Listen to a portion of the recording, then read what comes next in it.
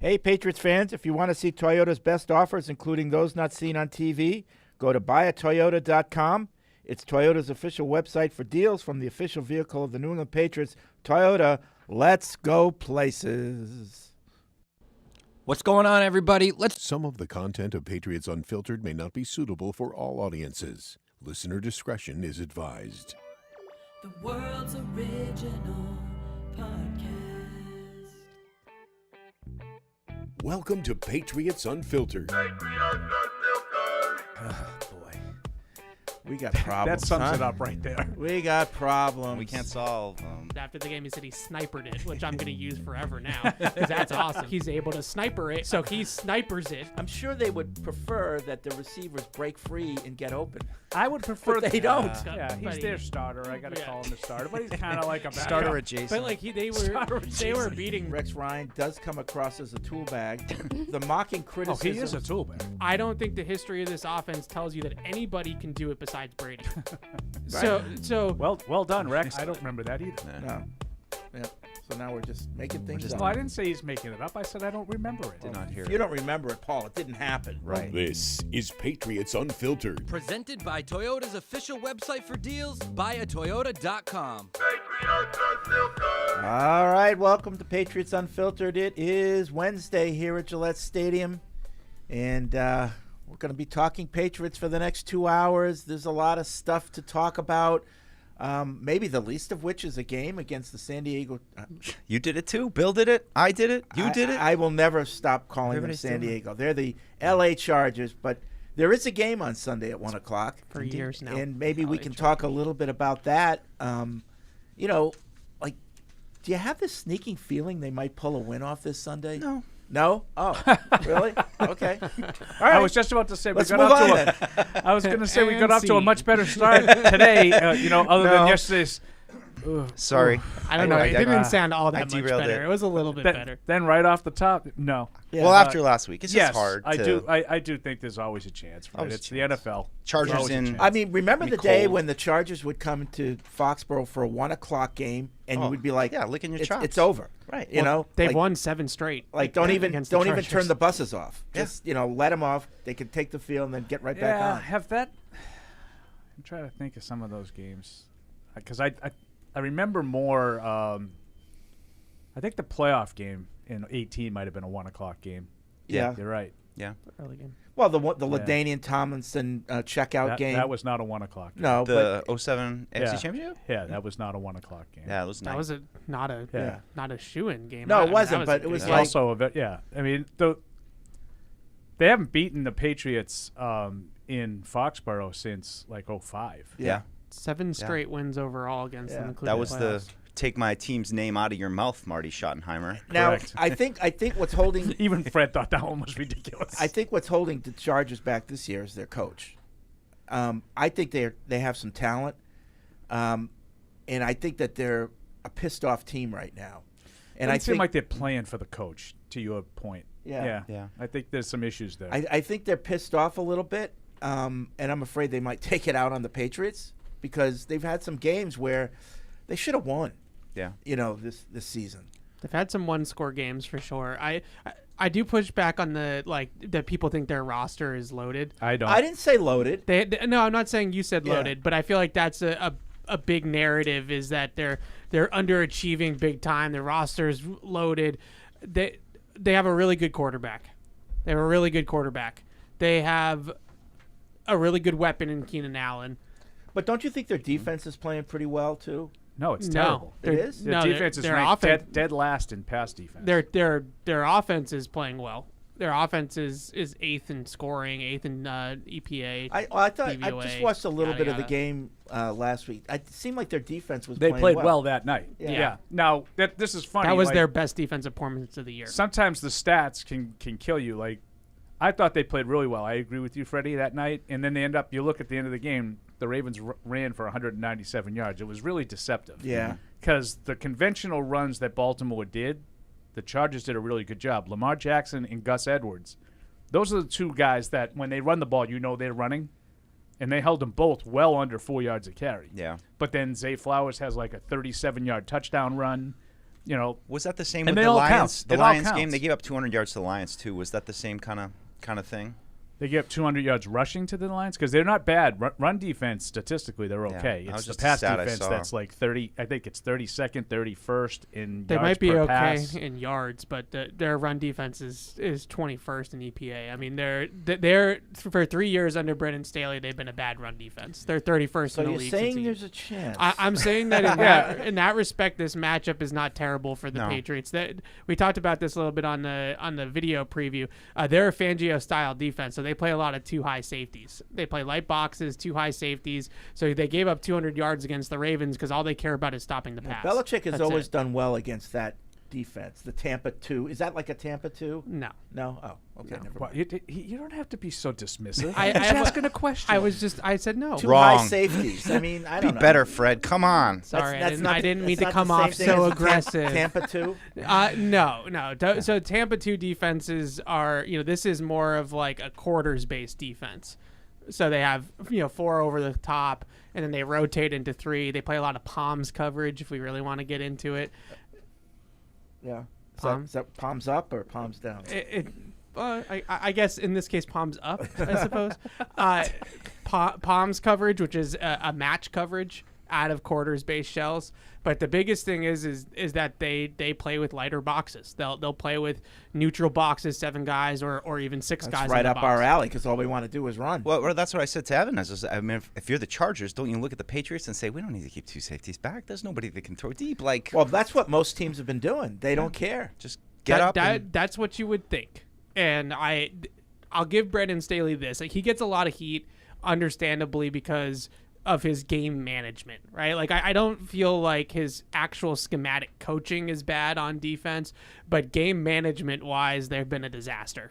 Going for it on 4th down a ton, just managing like that Week 18 game last year. They play everybody, bunch of guys get hurt, then they blow the 27-point lead against the Jags, and all that kind of stuff. But defensively, game plan wise, he's been really, really good on the most part for the last year or so. Last year, a lot of their blueprints, like they put out a lot of the blueprints against like Kansas City, Miami, like those teams, Miami especially. The Chargers blueprint is what everybody uses now to stop or try to stop the Dolphins offense. So in a lot of ways, I think he's had some good game plans. So maybe he does have a game plan defense this week where he doesn't play with light boxes and says, we know you're not going to beat us down the field on the outside, and we just have to stop the run. But we'll see. I think don't know. any coach who doesn't look at it that way that's dereliction of duty. A guy that's on the hot seat. Yeah. Well, yeah, but Yeah. any team that looks at the Patriots and says, got to watch out for those shot plays. Do what we do. I think you're crazy. Yeah. No, Yeah. I agree with you on that. I wouldn't necessarily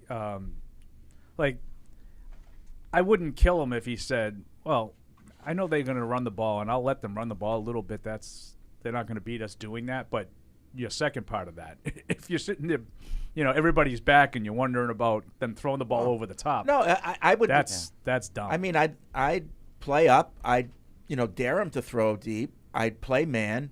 I'd stuff the box more often than not. I just funnel everything to the middle. Or actually, you don't even have to do that. I mean, it's just.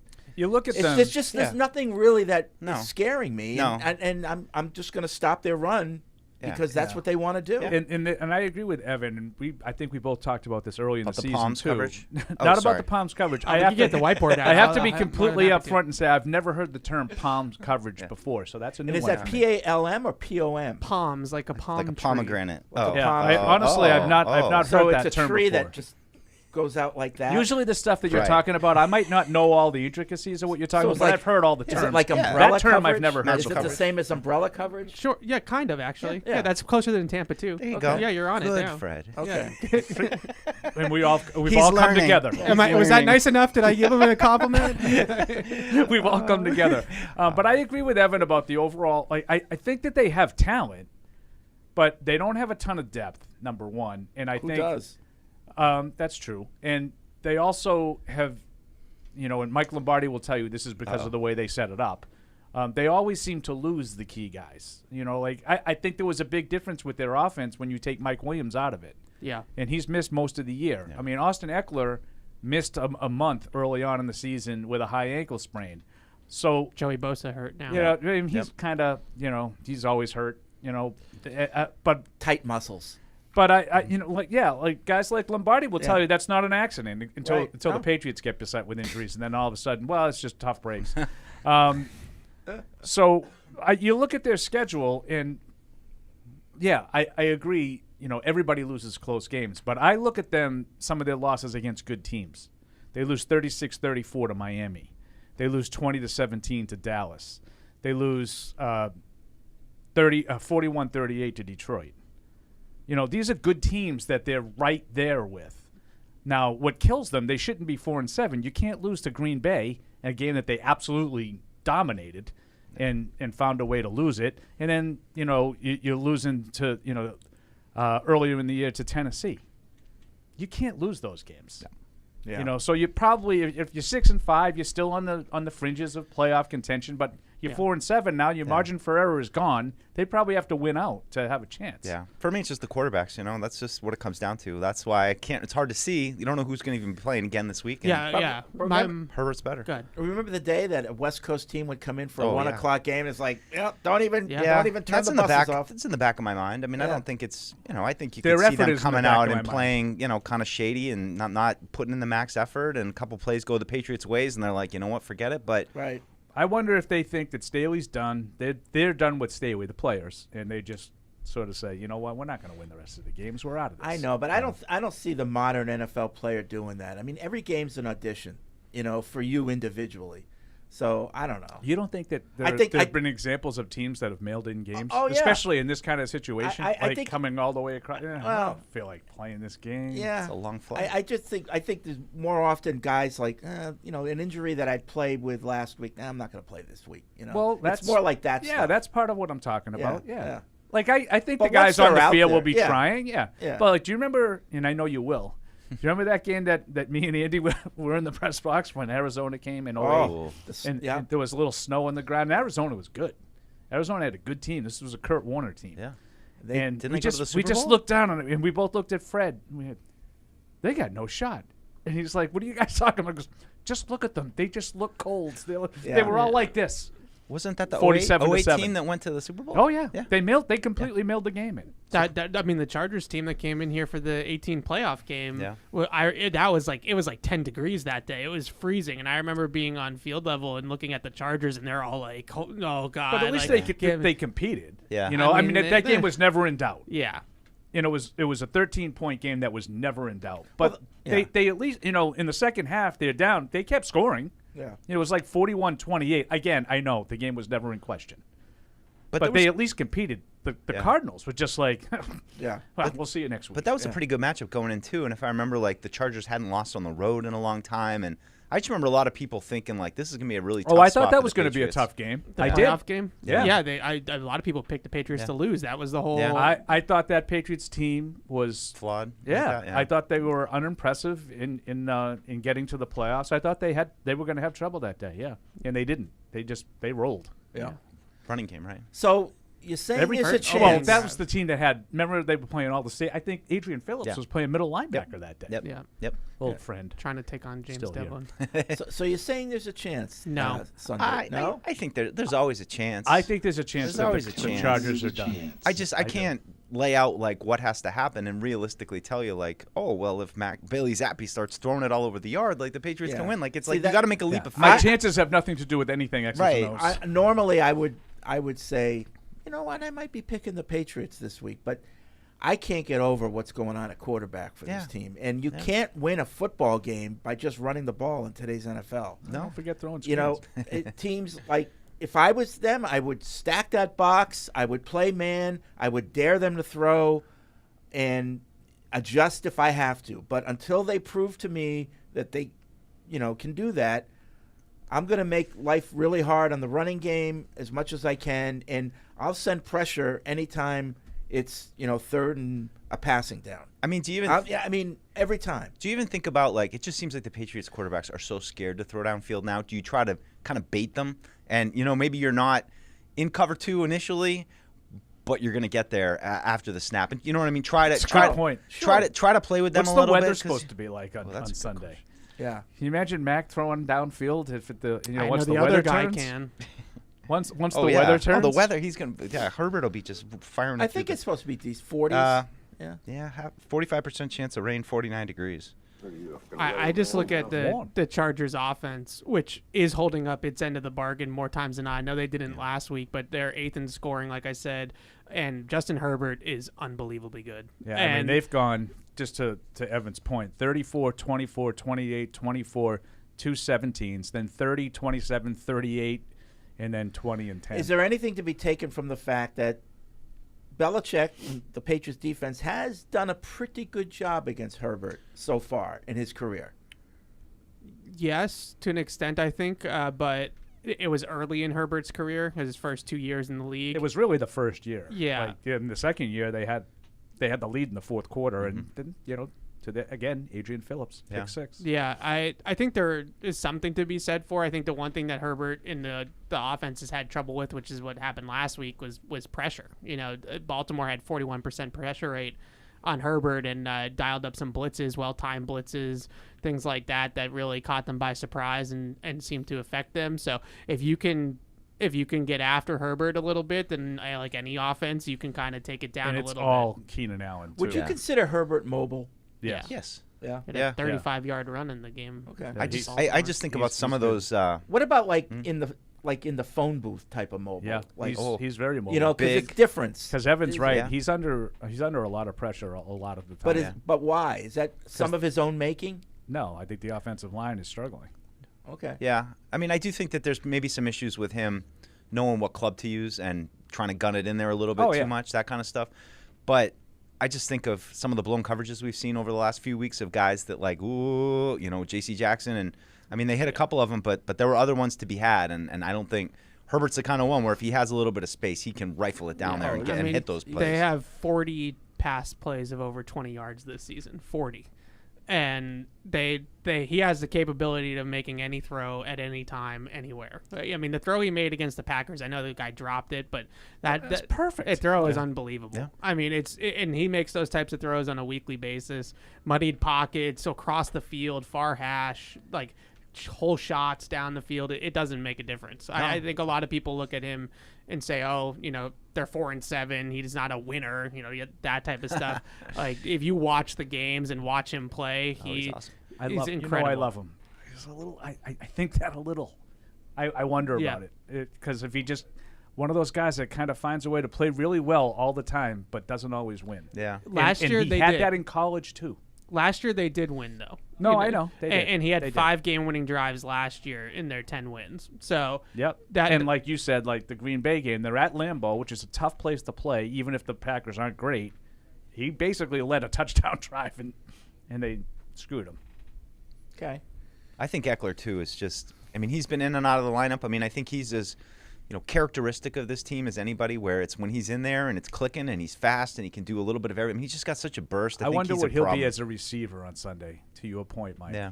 Because I think that going back to what you said, like back in the old days, 1 o'clock, Chargers come in. You would think there's no way they're going to let Keenan Allen do what he does to everybody else, right?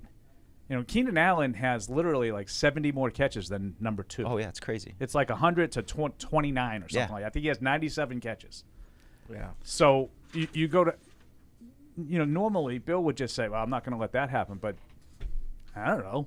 Is he not going to let that happen? Right. I don't know if you can trust Yeah. that. Allen's got the third most receptions through 11 games in NFL history with 97 catches. The top, Michael Thomas in 2019 at 104. His voice changed. To Harrison read that has stat. 100. Yeah. Very official. Yeah. My voice? Yeah. So, because I got a little something in there and Yeah. give me a little bit of a deep Well, voice yeah, right you now. got a little something. Got a little extra bass. All right. You mentioned Little Barry White going on over there. Oh, coaching matchup. There was a time, Staley versus Belichick. You'd be like, this is a huge advantage for the Patriots. Is it that much in this game? Coaching advantage. Not lately. Because Staley's on the hot seat, right? But Yeah. so is Bill Yeah. Belichick. Schematically, no, I don't think it is because I think that Kellen Moore is a pretty good offensive coordinator, and Staley, I still think is capable of coaching defense. Staley is capable of deciding to lose the game for them. Like he'll go for it on fourth down. He or hasn't he'll done it as much this year. No, they've been less aggressive this year, and he's almost like corrected way too far to the other side of the spectrum to try to save his job, it feels like. Yeah. And so it's possible, but the Keenan Allen point, he also has the most receiving yards against non-defensive backs amongst wide receivers because they use him in the slot a lot and they're really good at moving him around. So he gets a lot of matchups on linebackers out of the slot, and he just kills linebackers. It's amazing how often, you'd think that a guy that's really their one guy, right? You think if they're going to go to him 12, 14 times, and they do, routinely he's double-digit targets every week, right? And you'd be like, well, he must catch a lot of balls in traffic. Then you watch the highlights, and it's like, no, he just gets open. Yeah. I did that exact thing. That makes sense what Evan's talking about. Yeah, they motion him. Yeah. They put him, in different, 3x1 stacks, bunches in the slot, and they just keep moving him around, and it's like finding Waldo. You got to find him on every single play. All right, so I want to play a little fill-in-the-blank game. Oh, Okay? I love games. Go around the bench here. I know the Patriots are going to win this game when blank. Defensive score. Okay. How about you, Evan? I know the Patriots are going to win when. Justin Herbert's on his backside the entire game. Okay. I'll say that the Chargers get shut out in the first quarter. Okay. Wow. Early nod. No, that means that they're not scoring. Okay. Like, if they score points, I don't see any way the Patriots win. This is a lot easier, but I know the Patriots are going to lose when.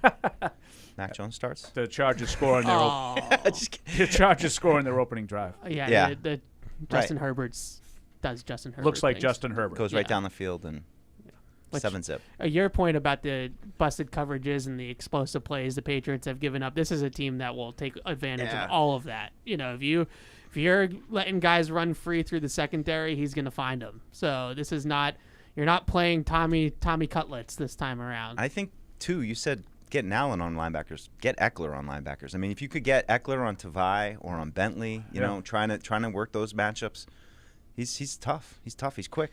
If the Patriots win this game, the headline will be blank. Oh no! The defense scored. I don't know. Bailey Zappi played great. Maybe. Bailey Zappi saves Bailey the day. Zappi. Yeah. Zappy hour. Zappy hour. Why? Why? Why did they win?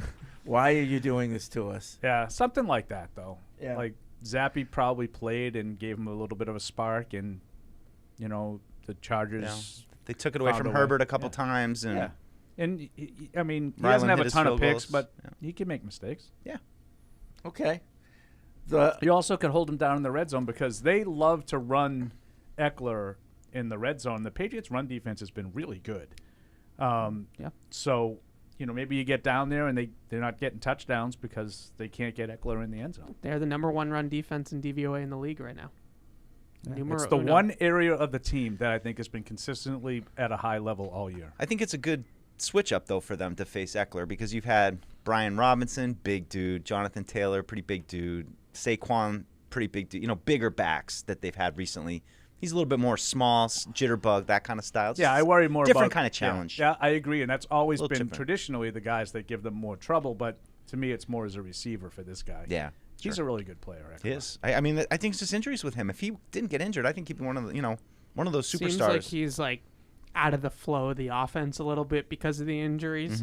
He's not having the same year that he had last year. No. And I think a big reason why is once you get hurt, now all of a sudden you're kind of jumping onto the moving train, so to speak. And I think he's had trouble doing that. And it's a new offensive coordinator that probably still feeling out exactly how to use a running back like Eckler. And it hasn't exactly come to fruition yet for him. Yeah, it was a day when San Diego would pull in for a 1 o'clock game, and you'd be licking your chops, getting ready for this. But it is crazy though that just they beat the Patriots twice in the last 20 years. It was that 2005 game, and it was 2008 against Castle, a game in San Diego that I went to. I mean, Right. that's I it. remember that game. Otherwise, they owned them the whole freaking time. yeah, It's pretty remarkable. but Phillip Rivers was good, yeah, but he was hurt that one game. He had an ACL that he tear. played through. Crazy. That was the LaDainian Tomlinson checkout game. It was. Yeah. It was. When I was looking for the picture of that. There's just this great picture of him just on the bench with his with his visor on, and he's got the big jacket on, and just sitting there. You can't see his eyes because he's got the shield on, but I don't know, that was probably the most memorable moment of that AFC Championship. But it was close though. I mean, I remember that was a good game. Maroney was a big part, I thought, in running it run into the win in the second half. Kevin Falk made an absolutely insane catch on a third down at the end that Diving? Was it? extended a drive that they ended up getting a field goal that made it a two-score game. I think they won 21-12. I want to sounds say right. that was the Yep. score. Yep. And they got a field. I think they got maybe they got a touchdown on it to make it a two-score game if it was 21-12. But it was close. I think it might have been 14-12, and they were on the verge of giving the ball back to the Chargers. And I remember Falk making like a one-handed catch on a ball way behind him and spun. Yeah, I remember that. Just crazy the contrast, though, between the 06 divisional game where this was a 14-2 Chargers team, like looking like, hey, we're ready to go. And then the next year you had the 07 Patriots, which were just one of the all-time. Like, it's just strange how quickly the roles kind of reversed. And, of course, the injuries played a big part for the Chargers. Al from Wisconsin says the headline if the Patriots win is the Chargers become the first team to miss the flight to Massachusetts. Wow. I don't know. Wow. That's serious. So you're saying there's no chance? Well, that's what Deuce There's is always saying. a little chance, but I don't know. I don't really have like an optimistic little. I mean, I I've had don't a little bit of optimism against the Giants, against the Colts, and those are bad teams with backup quarterbacks. And this is Justin Herbert, and I think that's Patriots' pass defense is a little suspect, and we don't know who their quarterback is. So, Mike, you like when I give you the random like red zone moments from earlier in the year? Oh God, please. We were talking about the fourth down thing for Staley, and I was looking when I did it. He hasn't gone for the fourth downs anywhere near as often as he normally does. Only 20 all year. Like as a point of comparison, the opponents have gone 27 times against the Chargers. There you go. But I think that Minnesota game early in the year, they had the ball up 4, and they had like a fourth and like inches from their own 25-yard line. He went for it. Yeah. And they didn't get it, and now they ended up lucking out because they I stopped. remember that. I They actually stopped do the remember Vikings. this. And I wonder if that one was finally the one that's like, all right, I can't do this anymore. I just can't. Like he just finally scared him straight. You know. Will writes in, there's really not much to look forward to this season. However, I'm excited to see the return of Pat Patriot this week. It is a throwback game. This would have been an all-time uniform matchup if the Chargers were wearing their Navy or Royal alternatives. It would have brought me back to the happier color rush days. Is there a rule about teams wearing alternatives on the same week? I don't know. I don't think I there's a don't rule. know. And we were talking about that earlier in the week. I don't know if there's a rule about, like, you know how USC and UCLA, they both wear their home uniforms when they play? Yeah. Yep.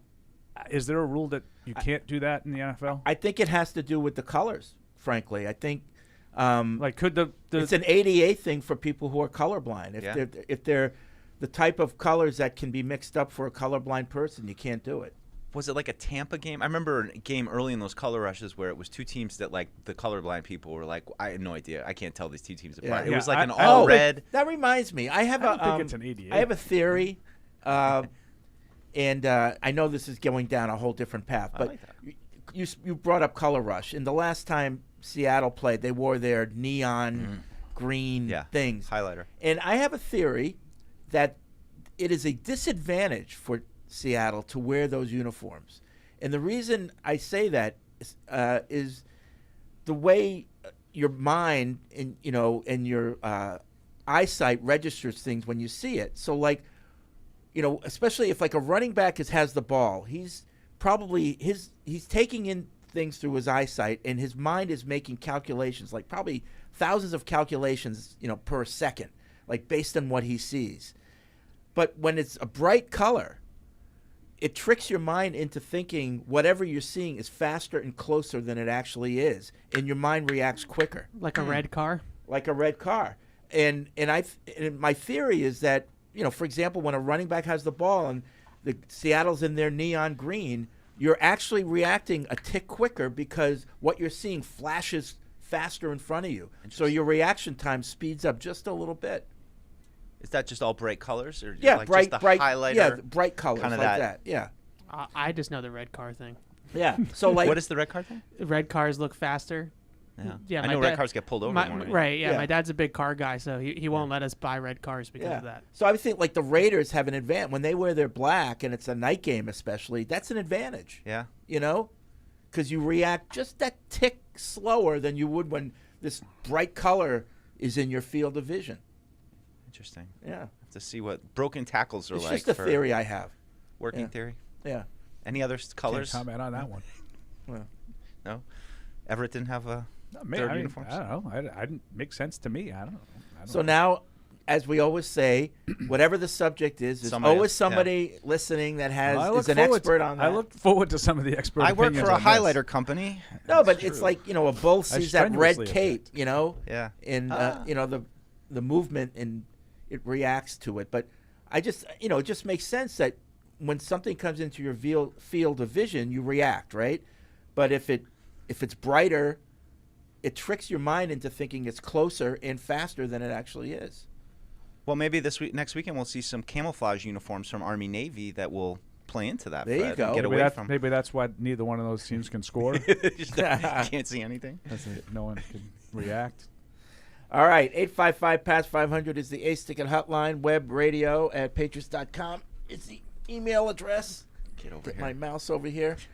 Let's see what people have to say. Jason's in Connecticut. What's up, Jason? Jason. I mean, I really didn't make him wait that long. No, that we started early, 12:30. Eric's in New Jersey. Hey, Eric. Hey, how you guys doing? Good. Hey, Eric. I got 2 points here. And I'll take it off the line. I seen Gerard Mayo's interview the other day where he was asked, where he should be judged off his body of work, is not his title. Body of work. What is it that you do? Nobody knows, and that's my big gripe when guys talk about bringing in Mayo into the fold for next year. And then just a second observation. I know Grant, and I don't want to pile on Pop Douglas because I think he's been the shining star of this team. But compared to the guys, that 5'10" and under from this past draft, I mean, we may have the worst of the guys. I mean, you look at Jaden Reed, Josh Downs, Tank Dell. You look at these guys where just obviously kind of better situations. They're producing more. And I know Evans showed that screenshot of this past week where DeMario was streaking down the field when Matt kind of missed him. But it's just I feel like the ability, just the talent. I mean, again, even if you want to get those that 5'9", that 5'3" slot guy, we got the worst of the bunch, and there's opportunities to grab those guys when we have the opportunities. And I'll take it off the line. Thanks, guys. Thanks, Eric. I mean, I would just say to Gerard Mayo, because I feel like I have to. I don't know. I don't feel like I have to defend Mayo, but I feel like Mayo gets that a lot, right? Of what is it that you do around here, and I would just say that I think he does a lot with the defense, more than maybe we. How do you know that? Just a hunch. Just Yeah, I Okay. think he does a ton with the defense. A ton. Game planning, presenting, coaching in practice. Implementing the game plans, So- things like that. I have no idea the answer, but if you would say responsibility of the defense, take Bill Belichick out of the picture, who has more responsibility of the product that you see on Sunday, Steve or Gerard? Honestly, I really do think it's kind of a 50-50 split. I really do. I think that Steve calls the plays. So I think a lot of the install and the game plan every single week is based off a play sheet that Steve comes up with. You're not going to have somebody else build the play sheet and then hand it to Steve on Sundays and have him call the defense. Right. That wouldn't make any sense. But I think what Gerard is really good at is presenting and implementing the game plan and getting through to players about what the game plan is and actually, coaching and teaching things, which I think Steve is a little bit lesser than, and Steve is more of kind of like So, the chef. If each of them went off to become a defensive coordinator, who would have the most success? I think Gerard's a better leader, which is why I think that he's a better head coaching Definitely candidate. has more cachet. But I think Steve might be the better X's and O's mind, just because that's what his mind has always been programmed to do. Yeah. But in general, I think that Gerard is more capable, I think, of leading a room and Okay. addressing a room and leading a room and getting through to guys and things like that. I mean, it would seem obvious, The one thing I would say about Gerard is, before he became a coach, he was a player, and everybody knows his reputation there. He was like Little Bill. That's what they called him. He was like a film junkie. He was really into the X's and O's, but nobody really knows who does what. And I know, titles aren't important and all that stuff, and and this is the way Bill has already done it. But I think it's kind of a disservice to both of them, Steve and Gerard, that people really don't know who does what. Yeah, you know, now I say that, but I'm sure like if another team was interested in either one of them, it's easy for them to sit down and explain what they did. But it's you know, and I'm sure the important people here know what they're doing. Yeah. You know, the higher ups, the crafts. You mean? Yes. Yeah. Correct. But it's weird because like you really don't know. You know? Yeah. I don't know. I would say on the Pop Douglas thing, it's hard. I mean, I get what he's saying on one hand, but on the other hand, I've looked at some of those guys, and I mean, other than maybe Zay Flowers, I don't know. They look in the same genre to me of, and it's just hard to split it because a guy like Zay Flowers, he has other options there. I mean, he had Mark Andrews, he has OBJ. I mean, Pop Douglas is kind of the only thing they have right now. So it's a rookie slot receiver who I'll admit is small, and I worry about long term holding up, being a consistent 17-game contributor for the team, but. For a 6th-round pick, I'm pretty happy with what they got. I think it's different than, like, say, the Tyquan Thornton, criticism because those guys are all taking it. Yeah. Like, Demario Douglas should be a notch below Josh Downs and Tank Dell and Reed from Green Bay. He was taken well after, I think, all of them. Yeah. I don't Day remember. 2 guys. Yep. All of Right. them. Like Josh Downs might have been. No, I think they were all day 2 guys. Day 2, Yeah. right? Yeah. So, yeah, I mean, you can make an argument. I know that's what Eric was Yeah. saying, like, maybe they should have taken one of those guys. And I think, and I know you two in particular really like Josh Downs. I like Reed and Downs, yep. I like both those guys. So, like, it's not even a second guess. I agree with what Eric is talking about with the call. I don't necessarily, and I don't think he was saying this, but I wouldn't necessarily say, well, I'm disappointed in what they got.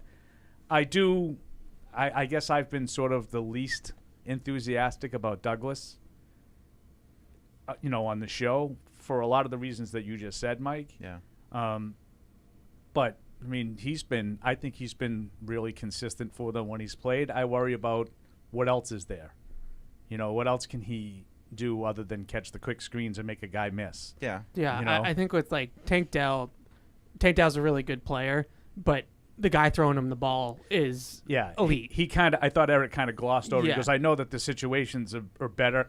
Lamar Jackson and C.J. Stroud's playing You out of his can't mind. get any worse of a situation. He's in the worst Right. offense in football, the second worst statistically behind the Giants. Yeah, but know? I actually am maybe a little bit less concerned about durability with him and more concerned with the fact that he's made a lot of mistakes running routes. Right. A I lot of agree. mistakes. And at some point you become a repeat offender. And I've pointed the finger at Troy Brown for all of it because he's a young player. He's a rookie. Like, someone's got to coach him, right? Someone's got to coach him up on these things. I would also say he had an issue with ball security in college, and he's put the ball on the ground a lot. Yeah. As a pro. Well, But- on punts especially. Could part of it though be, we talked about how sophisticated the Patriots offense may or may not be yesterday. And some of that, I know when Brady was here, a lot of it was on the receiver to make a decision based on what the coverage was. Are they forcing me inside, outside? Yeah. And, they could make that decision, and Brady was smart enough to be on the same page with guys.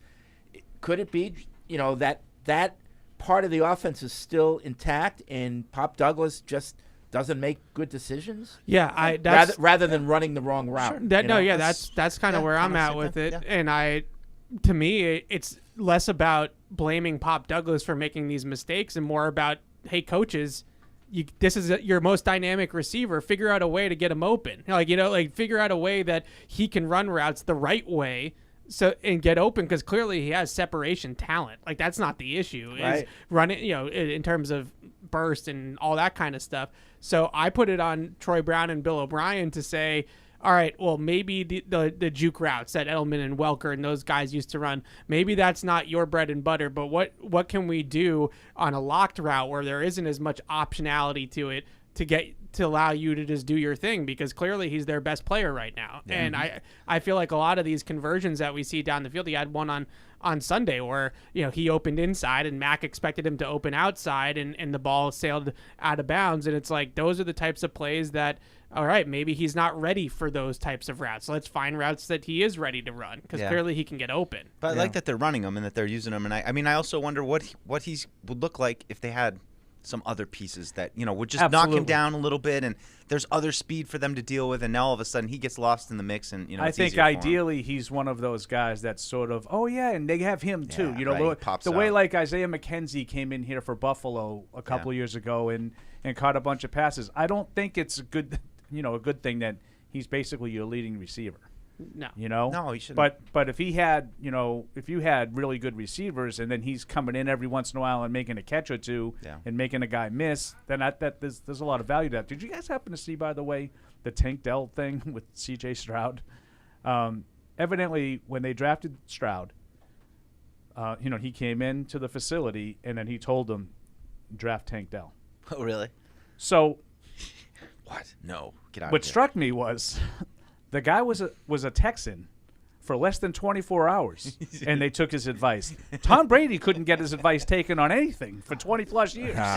What struck me more was that C.J. Stroud knew who Tank Dell was. Like, Tank Dell went to Houston, played at a small school. Did you see that story? Yeah. I was shocked that C.J. Stroud even knew who Tank Dell was. Like, the big game for, the big week for Tank Dell was down at the Senior Bowl. Tank Dell was uncoverable in the Senior Bowl, and that really put him on the next sort of tier of receivers in the draft last year.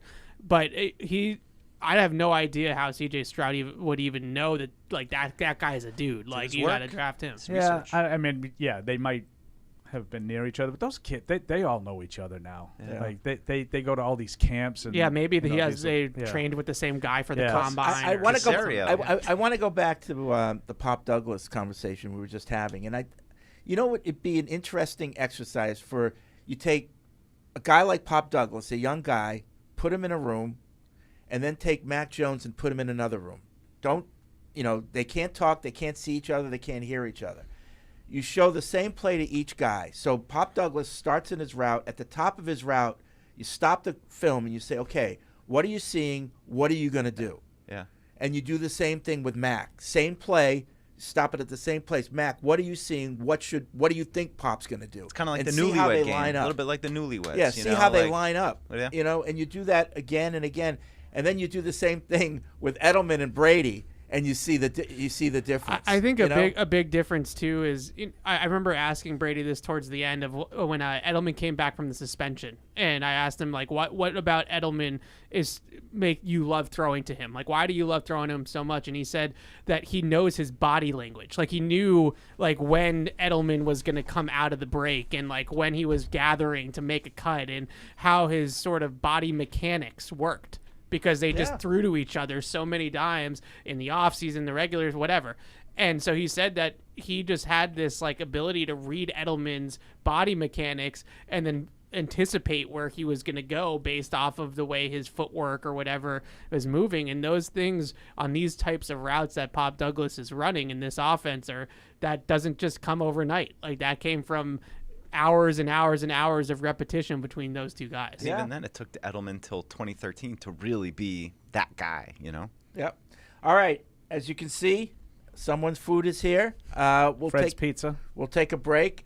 Come back. More calls and emails after this. Get in on the action with DraftKings, the official daily fantasy partner of the New England Patriots. New customers can download the DraftKings app now and play free for millions in prizes using code PATS. That's code PATS only at DraftKings. Minimum $5 deposit required. Eligibility restrictions apply. See DraftKings.com for details. iPhone 15 Pro on Verizon. This holiday, trade in any iPhone in any condition for the new iPhone 15 Pro with titanium, Apple TV 4K, and 6 months of Apple One. All on us with unlimited Ultimate. Go to your local Verizon store now. 6 months of Apple One, then $10 per month. $999.99 device payment or full retail purchase with new smartphone line on unlimited Ultimate plan required. Less $1,000 trade-in/promo credit applied over 36 months. Promo credit ends if eligibility requirements are no longer met. 0% APR. Apple TV 4K and Apple One offers require eligible phone purchase with activation on unlimited Ultimate. Additional terms and conditions apply. Visit Verizon.com for details.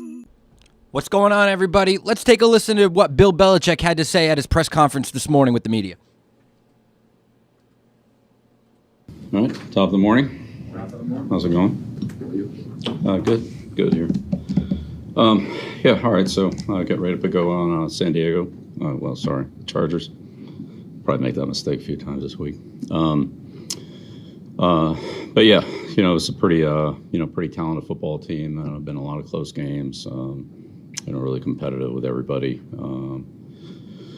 They've quite a few explosive players that we got to deal with here. In the kicking game, Davis has, done a real good job for him in the return game. He's been very explosive. I had the big return against the Jets, but they use him on offense too. He's a hard guy to handle. And Dickers, obviously kicked very, very well.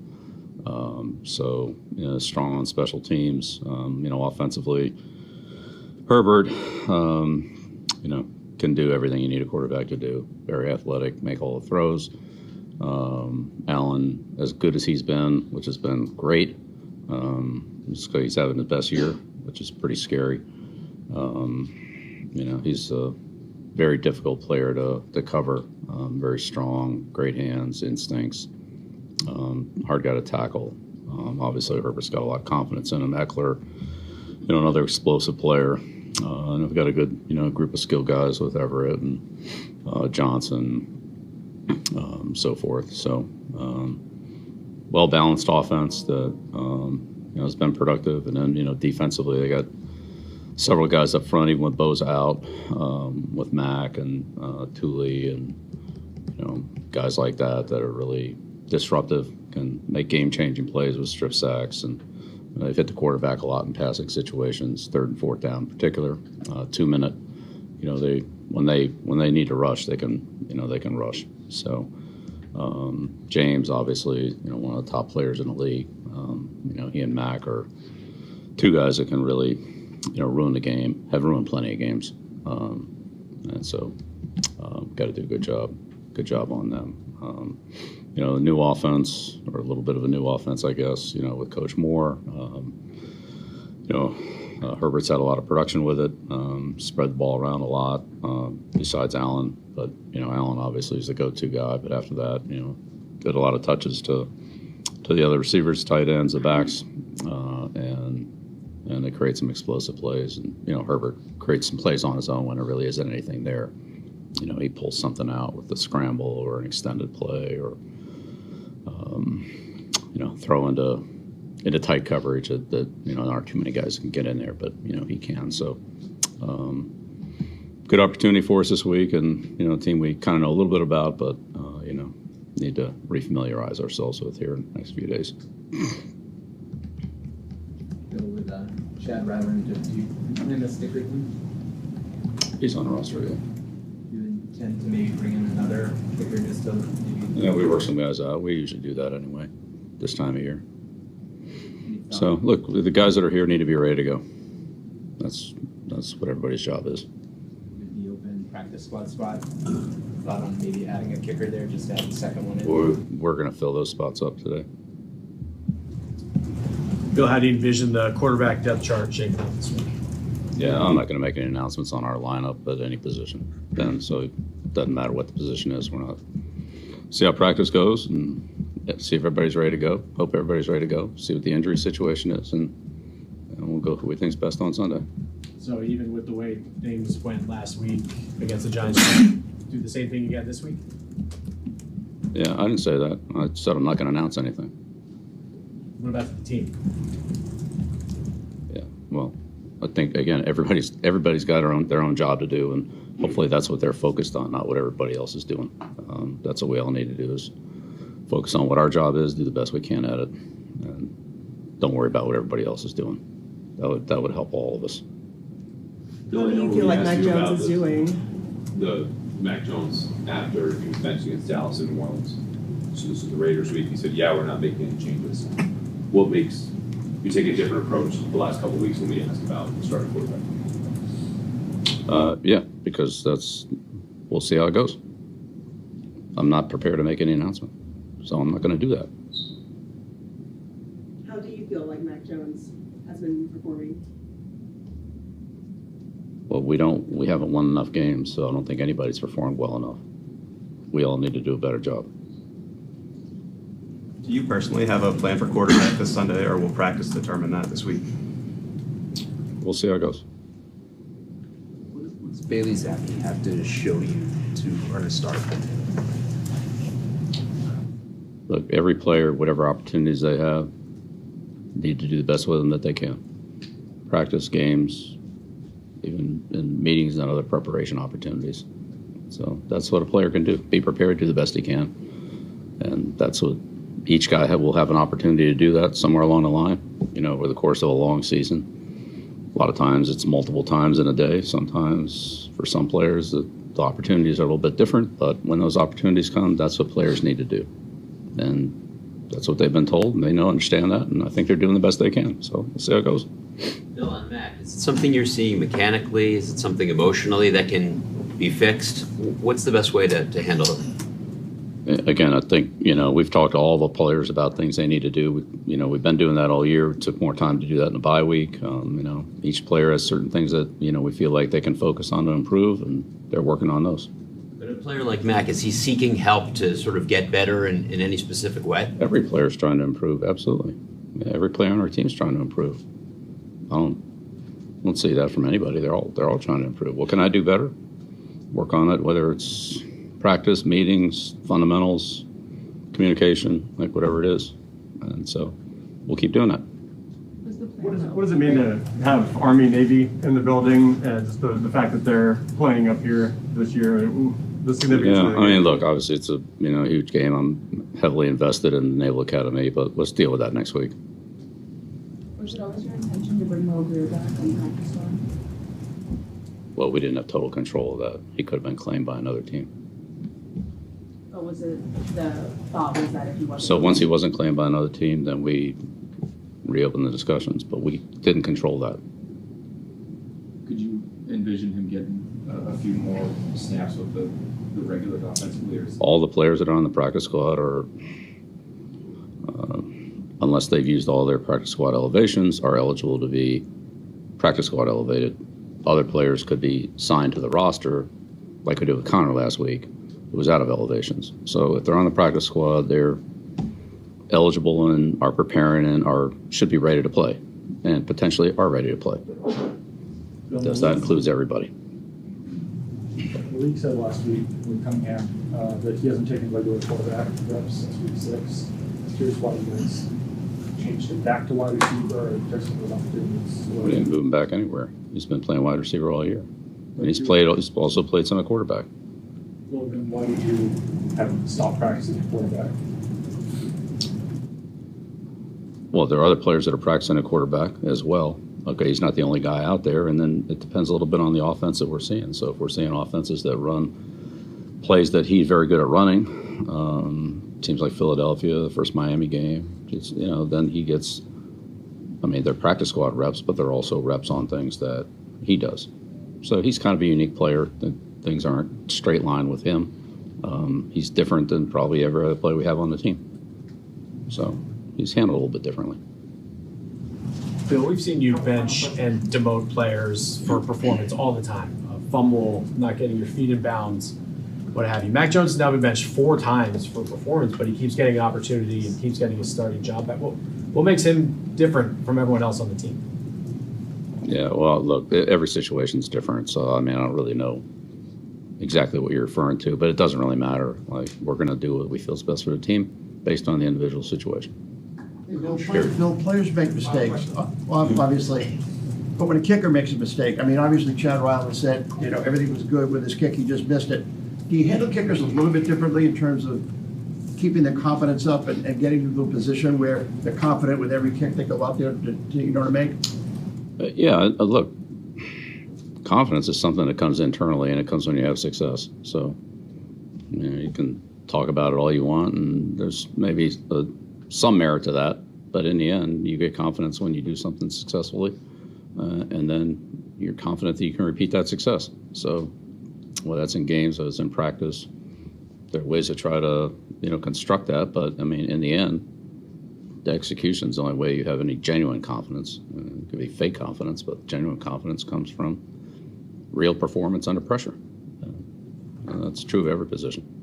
When someone accidentally threw away the school play costumes, oh no! Replacements were shipped with FedEx. And with picture proof of delivery, everyone could focus on the perfect opening night. FedEx, where now meets next. For residential delivery only. And now, great moments in Patriots Unfiltered. history. If you stand up on the third level of the stadium, look out in the parking lot now, and remember what that parking lot used to look like. Yeah. I mean, it was like, like crushed post-apocalyptic. glass. It was like a big flea market parking lot. You got to bring Morell in to make sure we were all safe. Yeah. And Bring plus, on the like, Marines. Like just how like the cement structures of like walking out into the lower level, where like you'd kind of come down the ramp, but you'd still be in like this like turret almost, like and then you'd come up and here's the stadium. There's a field out there. It's right here, But I remember it raining there, and it would just be like a river Yeah. coming through those things, Down, You couldn't even get to the. It would come out of the pipe on the side, and it would go right down the stairs. Awful place. Oh, and I mean, even inside, they had that one building in the end zone. That was the building. Everything was there. The locker rooms, Stadium administration, clubs. everything, and the back stairs led down to the locker room, and the super box. The smell of urine would just waft up into the way, like where it would administration. Waft. Waft. It was just awful. That's another great moment from All right. Bridgestone is the official tire of the New England Patriots and proud partner with Sullivan Tire, New England's headquarters for quality Bridgestone tires. Visit sullivantire.com to find a location near you. I love that stadium. That was a good story. Whenever it comes up, I have such fond memories of that terrible place. It was I mean, there's so many like rooms that would double as different things. Like they had the VIP club that on game day was sort of like the club. It was like a suite. Then during the week, it's where the players ate their lunch. We would work in there like when no one else was there, and when people came in, we'd pack up and go into a coat room. And I'm not kidding, it was a literal coat room. It was just, it was fifth rate. It wasn't even third rate. What was it like for you when you first started working there? And that you're like, were you at like Walpole South or something? When I first started working here in '95, I worked in Boston. Yeah. The Crafts had one floor of one Boston place, and so I worked there for a few years. Then, they just. Then he had that stuff that he's talking about in that stadium but club. Some of the people that worked for me worked here. Yeah. Because they had to be around the team every day, and they had all their Coat equipment closet. in a coat closet. Yeah. Yeah. And then one time there was an event, and we actually were taking coats for people while we were working, and giving them their ticket. That was before me. Yeah. And was the newspaper your primary Well, focus it when was, you started? But I started in January of '95, but in March of '95 we started the website, and that changed everything. We were the first pro team with a website, and obviously it's content, whether it's newspaper. So I ended up doing both. Mike, if you can believe it, but the paper was dominant. The website was nascent. At that time, the paper was far and away the biggest priority. But just to show you like the differences when the website started, when I started in '99, Fred used to say, okay, we need to make sure that we have an update on the website, one update every day. Yeah. Something Fred Fred would say that's true. Give them a reason to come around the stadium. Like they painted the weight room. Something it could be something silly. But we want to update the web. Can you imagine going a day without like 15 things going on the website? Right. It was like just put something on there to reward somebody for coming today. Yeah. Something different than yesterday. And we had one person out. Originally, the person who was doing the update was someone from PR, and I finally said to him, I said, listen, you're either going to go stand with a clipboard for PR or you're going to do this website. You got to choose. And the person chose Anthony Moretti. He chose PR, and then we hired somebody to do the updates for the website. It's so funny. It sounds such a side project now. We have to do the website. Just get that done too. But I was a subscriber for season or two to PFW. Yeah. Well, everybody was at one point. Just wish I saved them. Yeah, it was. And then when I started, it was down in the old the Foxborough Entertainment Complex. Was the old racetrack. Yeah. The FEC. It was called the FEC, and the Revs were down there. Our offices were down. That's where I met with Freddie when Fred interviewed me. And we had a whole little area. There was a little kitchen and stuff, and it was fine. It was good. And then there was a lot of space that was just empty. they had a lot of storage and stuff, so we'd have some great great football games. Were they already building here when you started? Yeah, I think they had broken ground. I don't know. I don't think they had when I first started. No? I remember sitting in the old stadium and looking out at the old remnants of the racetrack and being like, "What the hell was that?" Yeah, that was Foxborough Racetrack. We worked there, and then when they finally demolished that because they needed to start. Right. Then we went to Walpole We moved Park. down the street. There was a little office park down Route 1. That was a good place to work too. Yeah, I mean, it was great because we were by ourselves. No one was overseeing us. Yeah. So the pro shop. We had just started e-commerce too back then, and they had their little operation back there and making hot dogs on a George Foreman. And we did Red Sox opening day one year. And we had like a little tailgate inside. Yeah, it's fun. We would play wiffle ball inside the building. I've heard stories about Nerf basketball too. Was that Nerf one? basketball was big. That was one, right? Michelle Muse would be laying out the paper, and the ball would land on her keyboard, and she would be all. She wouldn't even break stride. She'd just take the ball and throw it over her head. Yeah. Bunch of guys messing around. No, but we're always She's thinking to herself, where did I go wrong in life? There was a lot of downtime while we waited for photos to come back from the lab and all that. So while that was happening, we'd be trying to stay awake. And Imagine that.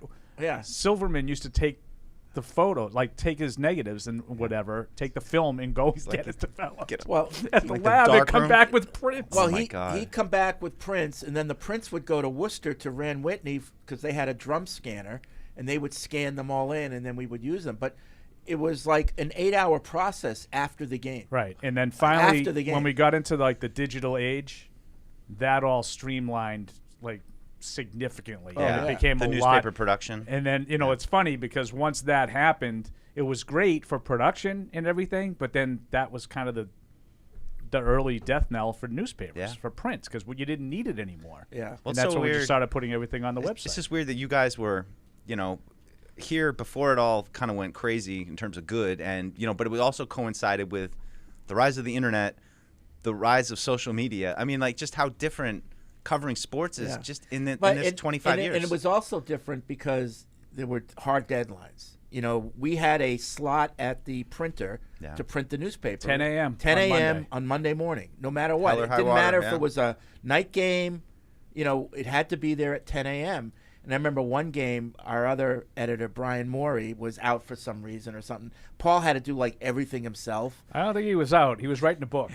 Oh. And I was frazzled that as week. the night progressed, a different article of clothing would come off. By the end of the night, he's totally right. Paul's in his undershirt. I swear to God, he's sweating. He's a tie wrapped around his head. He's just trying to get everything done. It was thanks a lot, Brian. Fred exaggerates a lot of things about me. He is not exaggerating. He's in his boxers and his underwear. Oh man! Oh my God! You must have never let him forget that one. I still bust his balls you were working over on it. the book, I think, that week. Yeah. And then to top it all off, and this was a pretty cool thing. I'd make fun of him all the time, but the first Patriots book, Patriots United, because we all know I wrote the second one in about 20 minutes. I didn't miss any time on the paper. But when Brian did that, we had a launch party at the pro shop, and we did it up big with PR and stuff, and at the time, the last thing I wanted to hear about was anything related to this Fakakta book, right?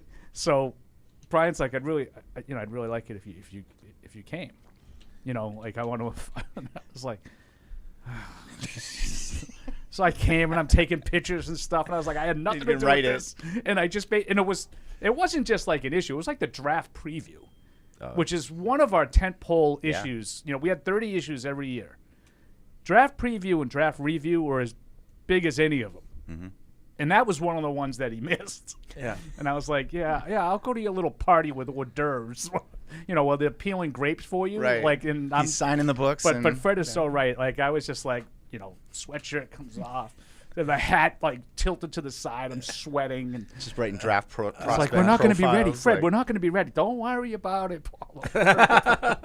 It's probably we're not going to be done. You're probably writing about Deion Branch and pulling all that from that. I don't right? That's all I know is I was frazzled, and I like to I'm pretty emotional and opinionated, but I like to think I'm pretty cool under pressure.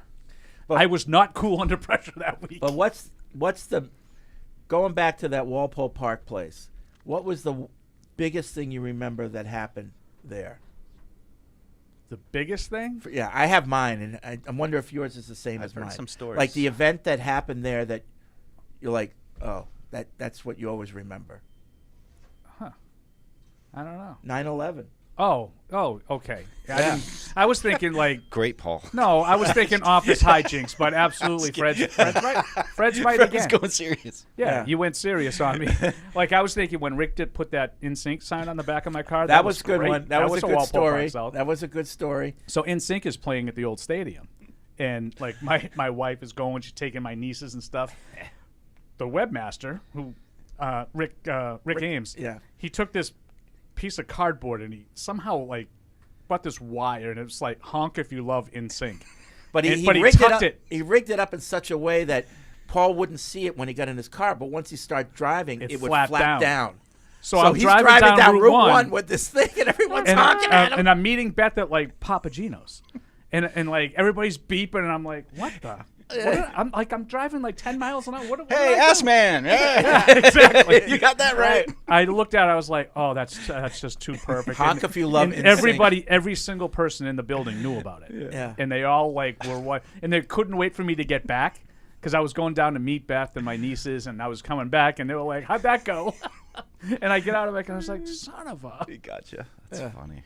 Or Shane playing Nerf hoop, and you used to get mad at us because you always were afraid that we were going to hurt Shane. Yeah, he had cerebral palsy.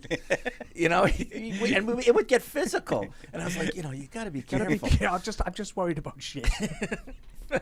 That was heady times. Times back before the dynasty. Yeah, I guess the See, early people, days. and also like people like when you get asked a lot of questions like what made you stay, like this is like what made you stay there, this Yeah. This is what made you stay here. Remember when Brian Morey and Dave Crisoli had the sprint, the race? Oh yeah, we did it on. This is before on video. This is before Seinfeld, right? Like we had the race before Seinfeld had. So the they race. used to have it like we used to have this little basketball competition, and Crisoli was the commissioner, and Brian used to not play by the rules, and he used to just do his own thing. So he broke off and he created his own league off his studs. So he did it on his own, and they were getting really competitive, and it was mostly tongue in cheek, but it was just a hint of seriousness. Yeah. And they were betting over who could win in a 40-yard dash.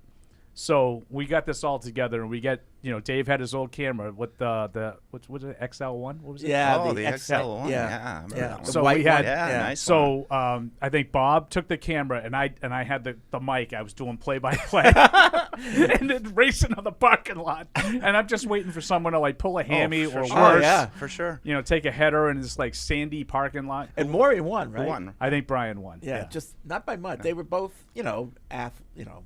Dave was a good football player, but he was more of a lineman. Yeah. It was funny. Oh, my God. Crazy. All right, 855-PASS-500 is the Ace Ticket That hotline. trip down memory lane was brought to you Web by radio at Patriots Football Patriots.com. Weekly. We've been here a long time. Let's go to Andrew in Chelsea. What's up, Andrew? Hey, how are you guys doing? Good. Hey, Andrew. So I've got kind of a dream scenario here, and I would love to have you guys tell me how realistic this is, just practically speaking. I would love to see the Patriots trade Bill Belichick to a team like the Commanders for a first-round pick, then target Marvin Harrison with our own pick, Jaden Daniels with that pick, and then go after a guy like Patrick Paul in the second round. And then just speaking to the conversation you guys were having before the break, as long as we've got a plan to get the quarterback in place, I think the best thing we can do to maximize Demario Douglas is to add a guy like Marvin Harrison Jr. Sure.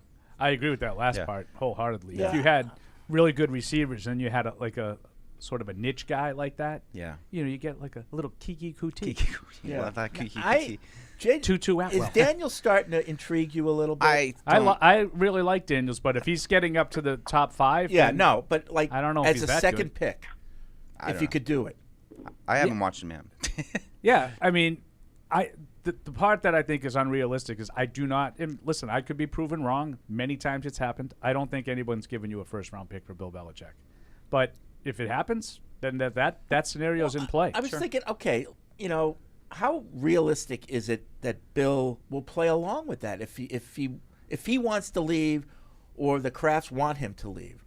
Why would he go to a team that immediately has to give up a first-round pick. I know he's been through this before, where the Jets had to give up, or we had to give up a pick for him and so on, and the Jets had to give up a pick for Parcells. So he knows it happens, but why would he play along with it? Well, aren't those scenarios usually the head coach wants to go? I mean, that's what But it's not to a about. specific right, place, too, to though. a specific place. And it's not really about the team that he's with is done with him. Right. It's that he wants to go. So that's what I think The complicates only way it. I think, Paul, this could happen is if there's only one team that wants him. But does he want them? Yeah, well, that's what if he wants to coach, he really wants to keep coaching, and there's only one team. Yeah, and that's the bottom line. Yeah. All it takes is one team. Well, if you were Bill Belichick's agent, I mean, what would you advise him? I mean, how would you best play this to get him into a new situation if that's what he wanted with the maximum amount of money and control? I would say to, again, please, no one think that I know anything or any of us know anything. We're just spitballing here, But if I was his agent, I would say, Bill, make them fire you. If they don't want you, they have to fire you and then pay you. Some might say trotting out Mac Jones week after week after week is an effort to do I that. heard that on one of your shows this morning. Really? Yeah. Uh-oh. I better throttle it back when I go on my show this afternoon. That Bill is trying to be fired. Yeah. I think he looks like Costanza driving around the Yankees parking lot with the trophy hanging off the back. I heard that theory this morning, but in all seriousness, like if you're his agent, I'm not talking about Bill, but if you're his agent, you're like, Bill, make them fire you. Then he can do whatever Don't he wants. quit. Right. Don't agree to, stay on until a trade can be consummated. Tell them, fire me. Right, and because then they'd probably owe him money too, right? Of So you course. double dip. You get the money for your contract, and you get the new money. And that's what I think. Like the Rappaport, the follow up to the extension, probably like a month ago now, was Robert Kraft has no intentions of firing him during the season. But to clarify, the extension was only through 24. I think that's an announcement. All you 31 other teams, any of you interested in Bill Belichick, he's still going to be under contract to us, and if you want him, it's going to cost you compensation or this money, whatever they owe him, something like that. Yeah. But has it ever happened before where a team just trades their coach, like kind of, I don't want to say out of nowhere, but you know what I mean? Just like team this. No. This is it, No, right? not but like Peyton and John Gruden went from the Snow Bowl here to Tampa Bay the next year. Like, it happens, but it's always like the coach wants to go. The coach wants to go. And there's a destination in mind, like you said. Yeah. You know? So it's a tricky situation. And I don't know, like, Peyton was able to sit out a year. At 71, I don't know if Bill has the luxury of being able to sit out a year. Somebody asked the question at a recent press conference. I forget who it was, but there's rumors out there that you have a destination in mind already, and he said that's ridiculous. That's what's come out, I feel like, over the last, month, is that, leading up to this, it was always, does the team want him? Does the team want him? And now I just feel like in the last couple of weeks, it's started to turn to, does Bill want to be here? Does he even want to think that he can rebuild this team from where it is? But even if he doesn't want to be here, you play it like you want to be here. You make them fire you. Yeah. So then you get all I'm the not money. going anywhere. My plan is to be here in 2024 and coach this football team. And Fred, I'm afraid that's what's going to end up happening is when we're going to get to January 8th, which I think is Black Monday. I think both sides are going to say, no, we're not firing you, and Bill's going to say, well, I'm not. Well, I'm not quitting. I hope that doesn't get drawn out. Like the idea of compensation for Bill Belichick is intriguing. You'd love to get a first-round pick, even something, but it might be unrealistic. And I hope that the Crafts don't draw this out. Just like I hope let so them go. too. And let them go if that's what they want. Kind of what they do with if Brady, that's right? what they want. Right, and I know, like, they could point and say, well, that's what happened in 2000 when they got Bill, and I think it was February, right? But Bill Freddie? gave the famous note to them that I resign as HC any and the head coach of the NEP, Right. NEJ, But whatever their NYJ. initials are, NYJ. We don't even care. Yeah. My point is, the team that was acquiring Belichick did wait a month before they knew for sure that they were going to get him, and they did it. It didn't matter for the Jets because the Jets had nothing to lose. They didn't want Belichick back at that point. So they were able to wait it out, and it worked. Yep. I don't know if that's ideal to do something like that again. Is it in your best interest to wait another month while you're haggling? And I know Plus we have a lot to do. Right. I'm not naive. I know that they're talking to whoever is going to be the next coach. And if it's Mayo or whoever else, I'm not naive enough to think, well, Bill Belichick's the head coach. That's going to prevent them from going and get anybody else. No, they'll be talking, working the channels. You know, even when Parcells left, the Patriots weren't going to let him go without the Jets giving the Patriots compensation. So that got drawn out a little bit. But in both those instances, Belichick coming here and Parcells going there, you had a quarterback in Drew Bledsoe. Like, the offseason wasn't this thing where, my God, we've got to make a lot of moves and we can't wait for someone to be there to make those moves. And you had the quarterback in both situations. This is a different situation. We've got things to do. Yeah. We've got a lot to do. This is where we really need to sit down with Robert Kraft. Find out what's going on. Can you get that arranged? Yeah. One-on-one. Yeah. Breaking news. So it's going to be a fascinating off season. It's coming quick. But like I said, if I was Belichick's agent, I'd be like, hold tight. Yeah. I think that's what he's going to do, Fred. Yeah. On the Jaden Daniels of it, though, Paul, like I'm kind of proud of how I cover the draft because I don't really pay attention until the season's over, and then I jump in and try to come at it with new eyes. But why is it that Why does that make you proud? Because I feel like it brings a new perspective. Like everybody, and I think it's funny, like that you all of a sudden. But my question is, why is it a month ago all we were talking about was Caleb Williams and Drake May, and all of a sudden, here comes LSU and this kid and Jaden Daniels is now in the mix. Like I'll tell you, last, I'll tell you what I like 3 about weeks. it. Yeah. Is Andrew still on the line? I think so. I think he's listening. Oh, okay. Hi, Andrew. Yeah, I'm still here. Did you have anything else, or you want to go? No, good. I don't want to. We're working our way. Yeah, I'm okay. good to go. Sorry about All right, thanks. Yeah, thanks, Andrew. I just heard but it's just funny how 2 or 3 what weeks I, ago it was but Marcus what May, I and like now it's about like, it, though, see, when this happens in February, it irritates the hell out of me. Yeah. But it's happening now because he's playing at a higher level, and he's just moving over the last month or so. Well, for the season, he's been unbelievable. Yeah. So I'm not telling you that he's as good as May. I mean, I don't look at mock drafts. To your point, I'm proud of the fact that I don't really look at a lot of mock drafts because I don't care. Yeah. And all mock drafts do to me is they establish a level of expectation. Then when it doesn't work out that way, that's when you start saying, well, they reached. And oh no, what great value, and then you never know. So I don't like absorb every single mock draft every time they come out the way a lot of other people do, but I haven't really seen much changing from Caleb Williams and Drake May being 1 and 2, but I have seen Daniels now not just being like a second round option, being like a top 10 option. I've seen that. Well, and I've heard that. And I've seen Bo Nix rise up a little bit. Penix. Yeah, Penix and Nix have sort of been in that first round conversation throughout. I think there's some issues with both of those guys. Yeah. In terms of age. I think every one of these quarterbacks have flaws. I think Caleb Williams is so ridiculously talented, and I think he's an impressive guy, but he cried after a game. No. So, well, that's not all, Paul. Well, he sounds like, I just saw today that it sounds like he said it'll be like a last-minute decision if he's going to declare for the draft. So, he's still kind of playing his cards close to the vest. I read something in the LA Times today. It seems to think that's not really much of a question. He's chance going. He's going.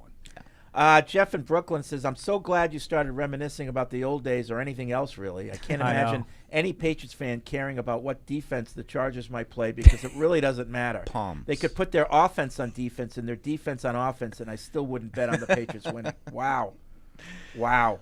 Remember the days when the Chargers would pull up on a 1 o'clock game? Why do you keep across saying country? that? Well, different people tune in at different times, Paul. You know radio. We're going to replay that old. But you said it 12 times. Oh. The 07 AFC Championship. What a game. Nick writes in, I love the team to death, and I want them to win every game. But, man, was it a sigh of relief seeing Chad Ryland miss that kick because there really is no other way to fix this other than getting a new quarterback. Also, I want to know your guys' thoughts on the in-season tournament in the NBA and the Celtics advancing to the brackets. Oh, I've got thoughts. No, I don't care.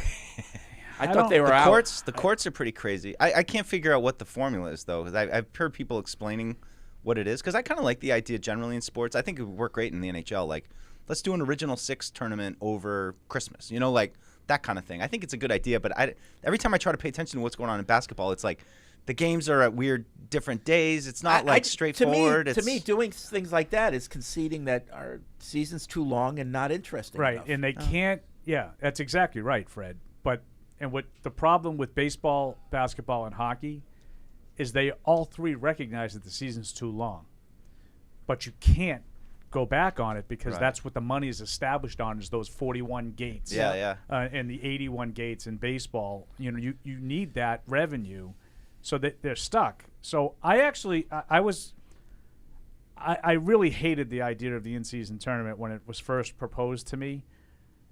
And I don't really, because they went to Paul first and proposed it. People tell you about it. I'm sort of coming around to it for the reason Fred just said. Like, why would you be watching the Celtics win a 30-point game over Chicago last night, other than the intrigue of, are they going to win this game by enough points to advance in this stupid tournament? Yeah. Now, you can make an argument there should be a better way, but I do think it's engaged the players a little bit, and they've played a little bit harder than they would. I don't hate it. I don't love it. I don't love the idea, but I was way out initially.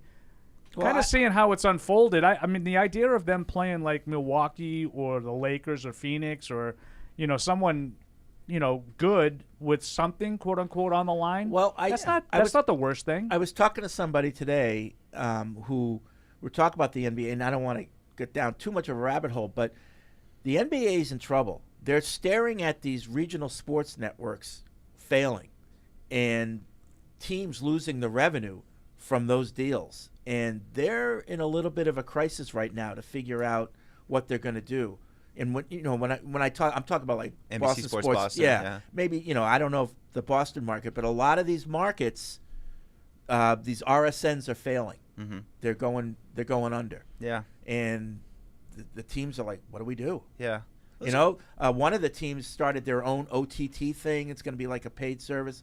I mean, that's risky. What does that mean? OTT? They plussing it up. Yeah, plussing it up. What is it? OTT? Over the top, Okay. Yeah. Yeah. There's something intriguing to me about the idea. I mean, it's always in college you have tournaments and all kinds. Usually around that holiday break time. Yep.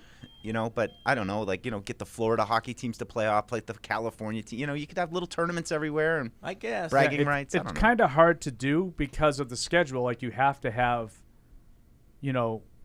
they have to have their schedule, so you have to play your 82 games right, or you're whatever playing it is. A playoff game in a tournament, and you don't know who who exactly you're playing. And right. Yeah, but right. I mean, I give them credit for trying to make the regular season more interesting and incentivizing the players to play harder. Now, what do you get if you win this tournament? $500,000 each. Every player? Yeah. I thought it was $1 million. Maybe. No, I think it's $500K per player. And that doesn't sound like much for like a Tatum or a Brown. Right. It's a night out for these guys. but like the other guys, I heard like Mike Gorman talking about it this morning on my station, Freddie. The guys at the end of the bench, that's significant. Yeah. Let's go to Eldred in North Carolina. What's up, Eldred? Hey, the world's greatest podcast. How everybody doing? Oh, thank you. Appreciate that. Thank you. Yeah, I like it too. The original. That's what I'm talking about. Yeah. Paul? Sir. I missed them days we used to argue, but yesterday, man, you brought a joy to my heart. Okay. Because I listened to the podcast where you claiming for that outside guy like I've been doing for 15, even with Brady, and you telling me no. We used to fight about it. We just need a good But that was different. When it was Brady, you didn't need the outside guy. You still needed the outside guy. Now you don't have the precision on offense to just throw 8-yard passes to Mario Douglas all the way down the field. It's not going to work. Oh, really 5 yards. Really 5 yards. But I'm like everybody else. I'd rather have Penix, Daniels is rising, Caleb Williams, like he came out and said in the beginning. He wouldn't play for the Patriots. I think there'd be another Eli Manning and somebody else trade. If we was to pick up there. Then I'm gonna leave y'all with two questions. One, if they do run it back with Bill, how much faith did you have that he would do the right thing if we had a top 2 to 6 pick? besides trailing out. Well, here's the question, Eldred. Is it up to him anymore?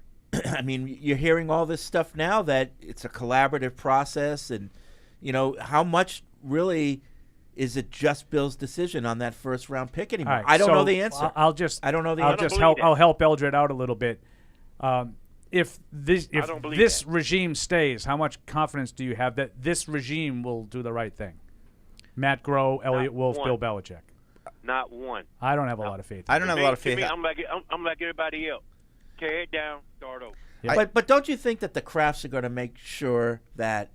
Well, here's the thing. If Elliott Wolf and Matt Groh are in lockstep with Bill Belichick, then maybe I don't have a lot of confidence.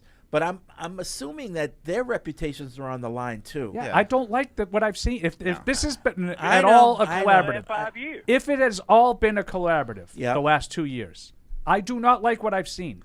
I know they don't have any really good but how draft much? picks. How much? Maybe of, Christian Gonzalez. But how much of Bill's thumb is on these and picks, saying to Matt yeah. Groh, "This is the type of player I want.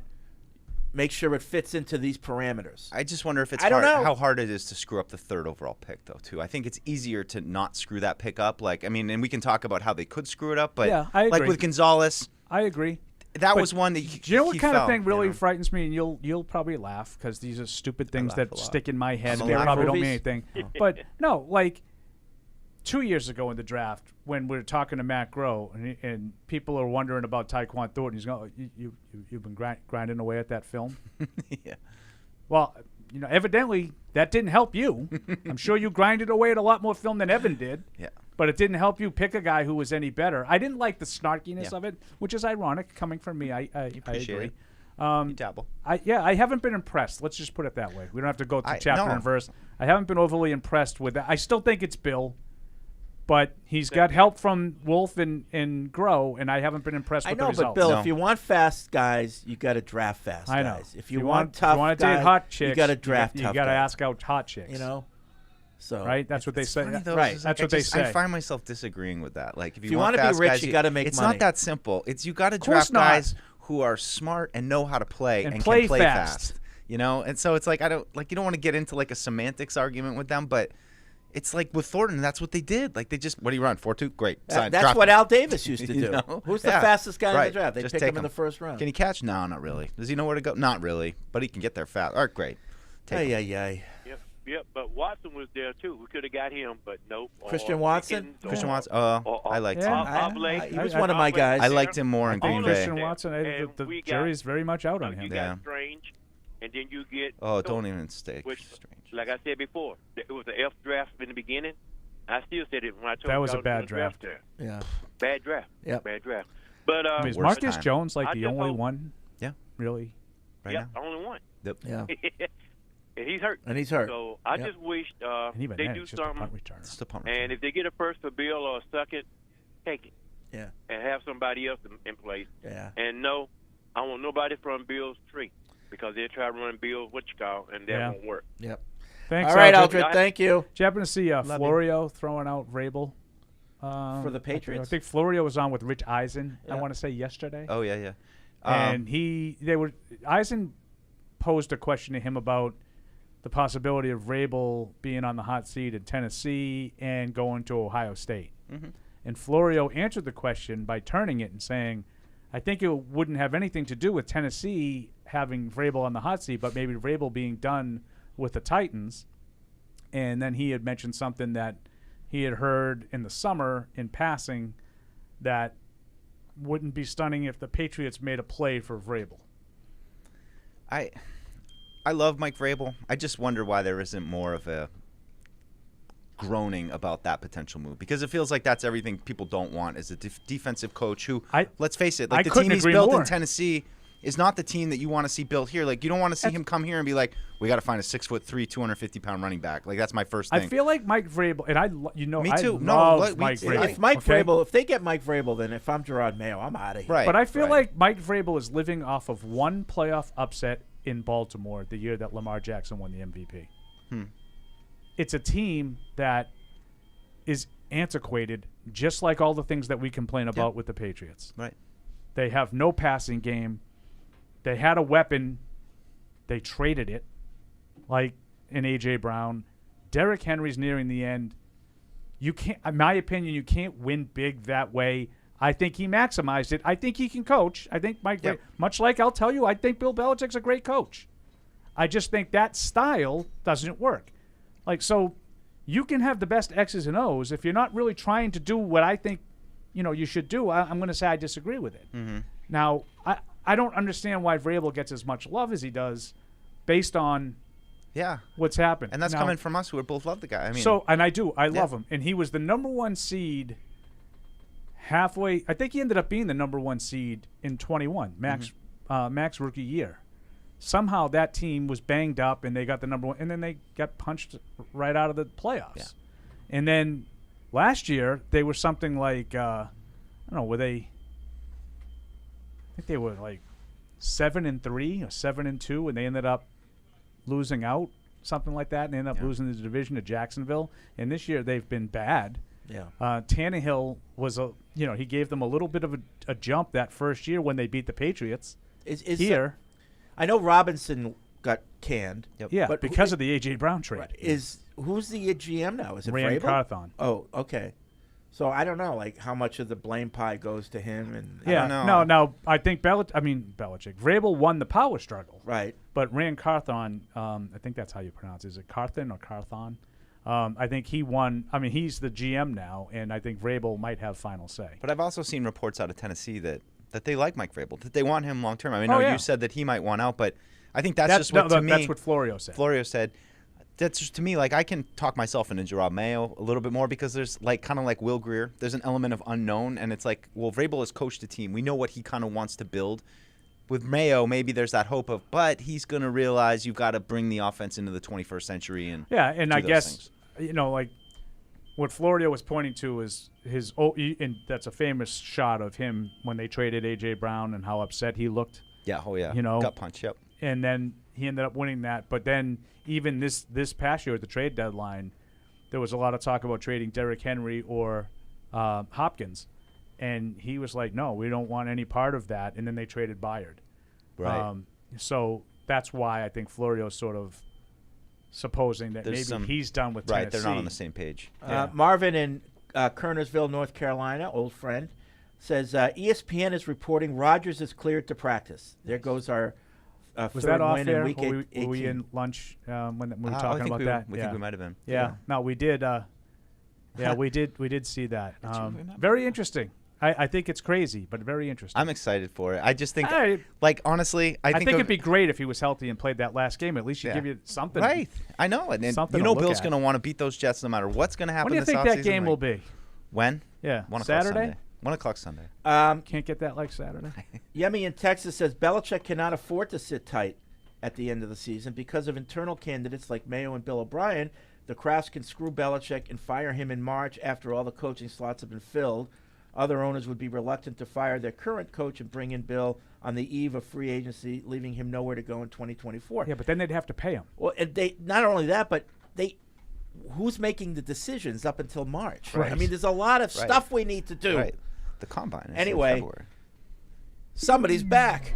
Evan has returned from practice. Evan has returned from practice. Yeah, Evan has returned from practice. What was the mood? Who wasn't there? What did he see? All right, Evan, what's going on in this? I feel like Paul's going to chilly day. We better get Paul back in here before Evan gives this report. Yeah. I'm just going to say that the grousing today was pretty high. Oh, you're talking grousing first. Do tell. But I'll get to that in a second. So out at Patriots practice, there was a lot going on out there today. Out at Patriots practice, 2 players missing.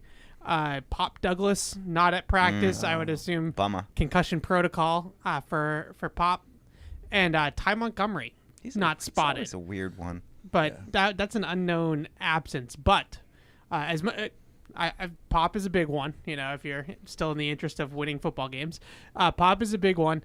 The bigger one, though, we saw about 3 minutes of positional drills, and saw Bailey Zappi take every single rep at quarterback. Okay, so they want you to see that. Didn't see Mac Jones throw a single pass. Oh, Lordy.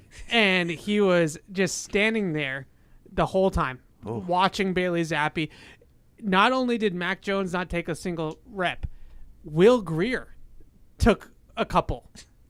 And Mac was just standing there. Just stand there. Don't move. Squat. Well, I mean, it's what has to happen, I feel like. I mean, like, what took so long to get to this point of he just needs to take a break? And I think, again, I don't know anything, but I think this is Bill saying, here's what I'm doing. I'm not going to come to the podium and tell you, because I'm just not going to get into that. But if you want the answer, there That's it what is. he does, not what There's he your says. answer. Bailey Zappi's going to be your starter. Also, this year. I should correct myself. Got my backup quarterbacks confused. It was Malik Cunningham that took a couple snaps. That's a big difference. Okay. Not Will Grier. My apologies. Okay. Yeah. So Malik Cunningham was the one that I think maybe he threw 1 or 2 passes to give Zappi a breather, but it was the Zappi hour. That it was dominated by That's Bailey my Zappi. guess. That's what's going to happen, and rather than announce it, he's showing you what's going to happen. It's the only thing that makes sense to me is to give Zappi all the reps this week and let him be him the starter and prepare. And if he falls on his face, what are you going to lose? There was a little throwaway line that Zappi had after the game, and I think it was something to the effect of, in games that I've started, in mentioning that he won games that he started, and that was kind of like, don't blame me when I get put in the last drive or at halftime.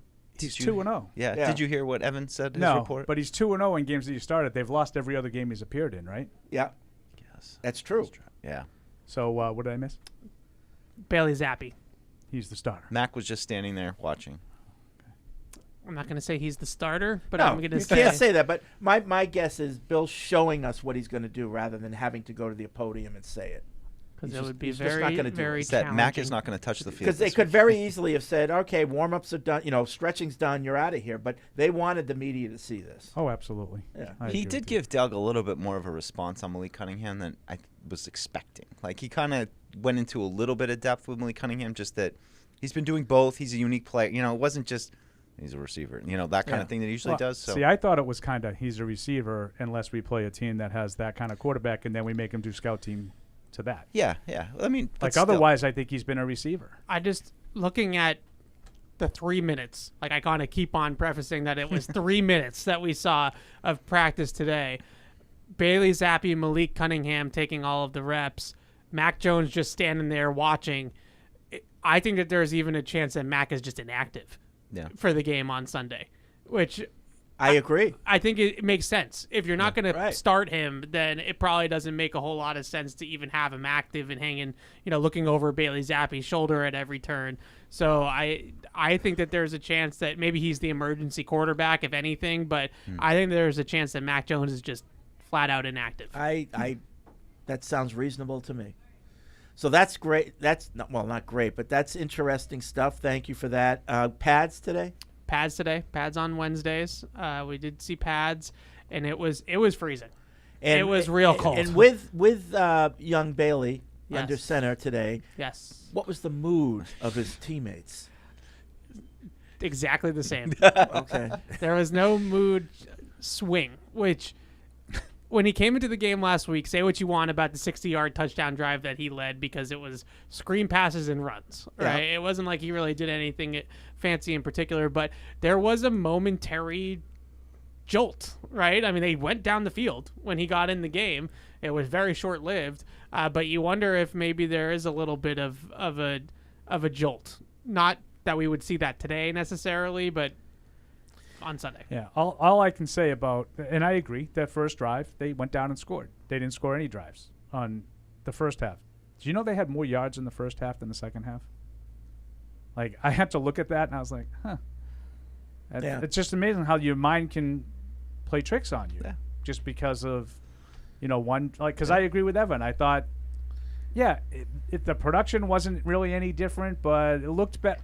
But really, it wasn't. Like, the best thing for me was just that he kind of shook out of a sack and kind of got away. Oh, I think that was by far and away the best. The best thing that he did was he far exceeded what Mac does under pressure. Yeah. Moving around, avoiding sacks. Even the little shovel that he had to Stevenson that was just short of the first down.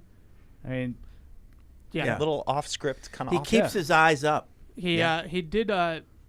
it was kind of an iffy pass, but he threw one to Juju in the right flat where they blitzed and they had to abort the play action, and Ramondre picked up the blitzer and he kind of just danced around the blitzer a little bit and then got his eyes back upfield, and it was an iffy pass. I mean, I didn't love the pass, but he had another iffy pass on the last drive before the field goal attempt where the guy basically dropped it. Yeah. So now, what about the grousing? Yeah, well, it was cold. It was Too really cold to grouse. cold. Yeah, it was really cold out, and there's a lot of grousing about Army Navy, and you know, whoa, careful, really, some people were communists. I guess you're calling me a communist because I'm on the. Why is there grousing about Army Navy? Well, because the press conferences were today, and some people like Alex Barth, you know, the college football people here, were up at the press conferences with this guy. Yeah. He was there. Deuce was there. I was there. And you know, there was a lot of conversation about, are you going? Are you excited? This, that, the other thing. And you know, People are getting mad. I have no so time. Sounds like you were grousing. I have no time for the wing tee. Yeah. No. You do 6-3 on your own. There time. was some going, wing Fred? tee. There was some No. wing tee talk. There was I some am wing not tee going. talk. Shocker. Yeah. I'm not I was going. thinking about it. I do think it would be kind of cool just to experience the pageantry Let's see it on TV. in some way, but There's so much going on. Like I have- there's I have so things going much with this game. Like I- it's no, amazing I- how much honestly, happens. I have a lot I have to do on Saturday. You know, I don't have a lot of Saturdays off. Yeah. So I need to get things done. Gotta on winterize Saturday. something probably. Stuff like that. Yeah. You know. Around the house. Yeah. Blow some leaves. I have the utmost respect for the military, and I mean that sincerely. This game, You're heavily invested in the Navy program. this game every single year puts football back like 50 years. Like in terms of like what they actually do in the football game. It's not good football. And I can't. The fact that we make such a pageantry about a football game that literally is like it was played in 1950. I just can't. I'm sorry. Yeah. Thank you for your service. In all sincerity. It was funny. I was listening to the Army coach a little bit, and he was just talking about, like we played. I think they played LSU this year. I mean, they got like 61 up. But he's like, we're just before the ball is even snapped, we're already overmatched. Like these are a lot of the games that they have to play. But Army has a chance. Actually, they upset Air Force, and if they win this game, if they beat Navy, they win the Commander-in-Chief. Yeah. Yep. I do wonder, because all three of them run the wishbone, and the triple option. I know that you don't necessarily need high-level athletes. I know the obvious, but like, Why? you don't necessarily have to have the best. I mean, obviously, you can't compete with LSU, but you're not competing with LSU running your triple option either. Like, so why do they do? Why do you have to do? Why do they all have to run the triple I option? I honestly don't know. I mean, there's like every high school almost in the world now runs the spread. Right, that's what I was just about to say, was that you can make the excuse of the athletes, but like the high school teams in this country are now running air raid spread offenses with 16-year-olds. Like, so I don't understand. I don't get it. It is strange to me that they all run the same offense. It just feels kind of a military offense, though. It's discipline. We're just going to be grind what we do, and we're going to be That's physical. what Bars was We're going to saying. attack the right flank. There was a lot of grit and toughness and like all this kind of stuff. There is, and I will say, I do not watch the games, for 60 minutes, but I will click it on and I will keep tabs of the score, and if it's close in the last 5 minutes, I will watch and be riveted because of just how much it means to both sides. And afterwards they sing. Both of them. Yeah. I don't know why you have to make fun of things. Like, there's no tradition anymore. We can't. Well, we can't look back at the it. thing that everybody says is like I I think like 3 hours before the game, everybody comes in at once. Is that? There's the march. The In march, full which is what everyone says. That's is what like, I said. that's, Like the pageantry it's not even of the the whole game. thing. It's not the game. It's so much. It's just. It's. I thought everything. about it, but ultimately it was a little too expensive. One question about going for the table about the quarterback situation. Yeah. Oh, okay. Back on the rails. Yeah, because we're done with that. I can't. I can't even. Does Mac Jones start another game for the Patriots in his career? I was thinking about that. I'm gonna say yes. I'm gonna say yes too.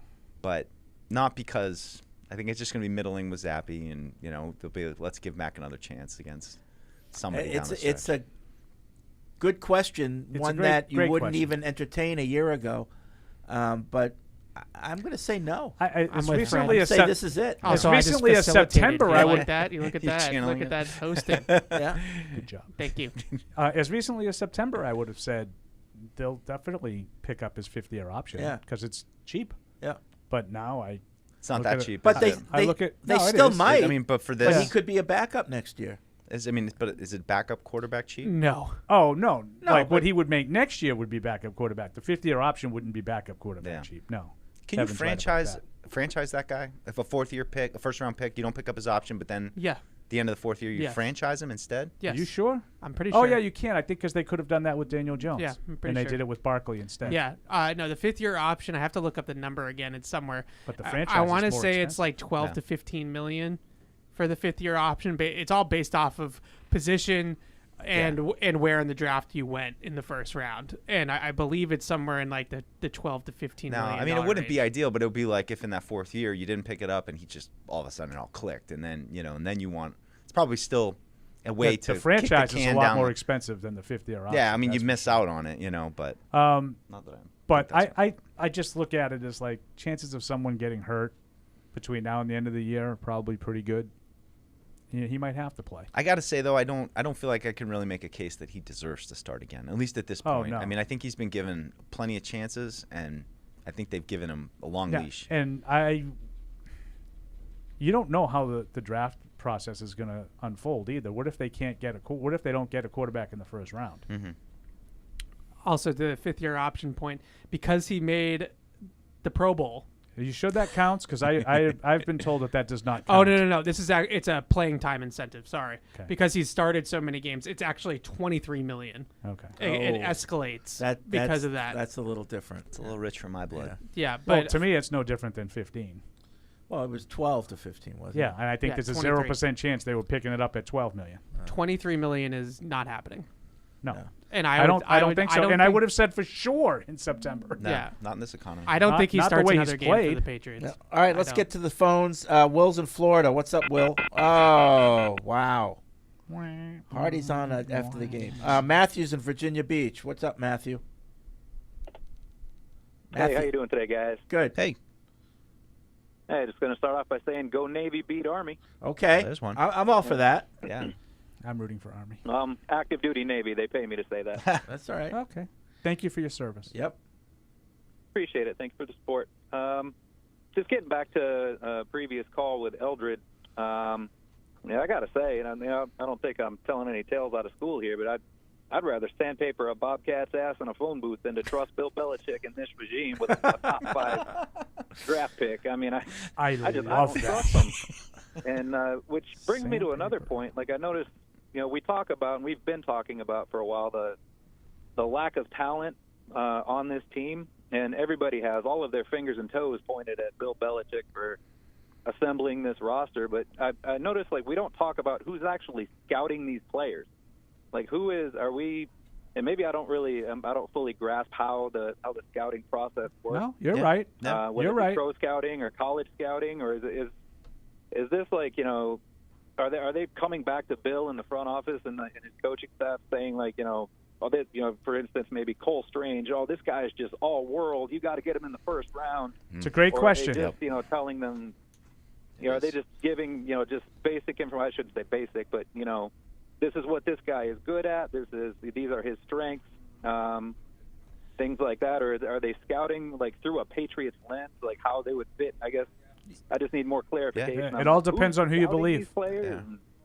It's troubling. Yeah. I mean, I just always think of it as there's low-level scouts, and they do the hard work, and if things just work their way up the chain, and each person gets a look, and then it finally gets to Bill Belichick, and they say, this is what our board, this is what, and he goes through, and he then puts it into what he believes. and I believe he also watches film. Oh, sure. Yeah, Oh, but it all sure. depends on who you believe. There's been a lot of stories over the past 10-plus years that have indicated that he goes rogue a lot, and he gets all of his reports from the scouts. He says, thank you, and then he goes on his own. Well, there's no doubt that he did that with Rutgers, because I think it was a thank you to the program. Well, the big one was N'Keal Harry. For taking care of Steve there, letting him walk on and be a long snapper and all that. And he likes Schiano, and I think a lot of those picks. Not saying they were bad picks. Well, all those guys Devin McCourty had good careers. Yeah. But I think Steve O'Harness, not so he much. made it a point to take Rutgers guys. It was a good streak. Yeah. Yeah, you made which Rutgers guys? McCourty was great. Yeah. Which Well, Rutgers? Logan Ryan was in the league for a long time. Deron Harmon was in the league for a long time. I mean, I'm not saying they were great players, but they closer. had decent NFL careers. I mean, like those guys are like they deserve to be in an NFL secondary. Like they were the average NFL career is 3.5 years, and they far exceeded. None Who's of the them are other Darrell one? Who am I Revis. missing? But We got Harmon and McCourty. What was the other one? Logan Ryan. Logan Ryan. Logan Ryan. Logan Ryan was he went on to be a pretty good player after here, Right. as well. Yeah, Like, so I mean, they were all decent players. Yeah. But I think that there were other people that could have been picked, but I think Bill made it a point to thank Schiano. Yeah. Steve Boharnis. No? I mean, in fairness, there, I'm not going to use that. Like that wasn't he like a 6th or a 7th round pick? Yeah. I mean, there was a couple of those. I think my problem with the Rutgers guys, other than McCourty, is I felt like they were overdrafted. Not that they weren't NFL players, to use Evan's phrase. They were. Yeah. They I think Harmon's still playing. Yeah, he was on a practice squad recently, I think. I think the biggest, N'Keal Harry is the biggest one, but there just are so many times that they take guys and you're like, that could not have been their board, right? Like I know how much work Macro and Cameron Williams and all those guys put into the draft, and there's no way that those guys went in to the 2022 draft and Cole Strange was at the top of the board. There's no doubt that Bill often eschews talent in order to strengthen connections, say thank you to a guy, prop up a program that he likes, or because of the coach or whatever. There's no doubt that he's done that thing over just taking the best guy. Well, the draft results back you up, Fred. Yeah. And I think that's one of his flaws. Is like it all comes in the heading of loyalty and, like loyalty with his friends, his circle of friends, and that's kind of like you would think that's an admirable trait, but sometimes it can get in the way of just business decisions. Yeah. What was the Harry one though? Like is that just? I mean, I know the Lombardi thing. There was a couple different. Oh, what's his name? Scenarios. Why can't I there. not think of his name? Todd Graham. Yeah. So no. What's the guy that Herm that he Edwards really was. But there. he liked. Who was the guy? It might have been Todd Graham. The CTE really setting in. But N'Keal Harry also, I remember hearing that his visit here, his top 30 visit. Thanks, Matthew. He knocked it out of the park compared to Debo, AJ Brown. Obviously, always forget which one it was. Debo is the one that Instagram lived himself here. Like that, that's a quick way to not get drafted. See you next month, Phil, or something like that. That's not happening. But again, that would infuriate me if I was like a fan. Oh yeah, just it does. That would infuriate me.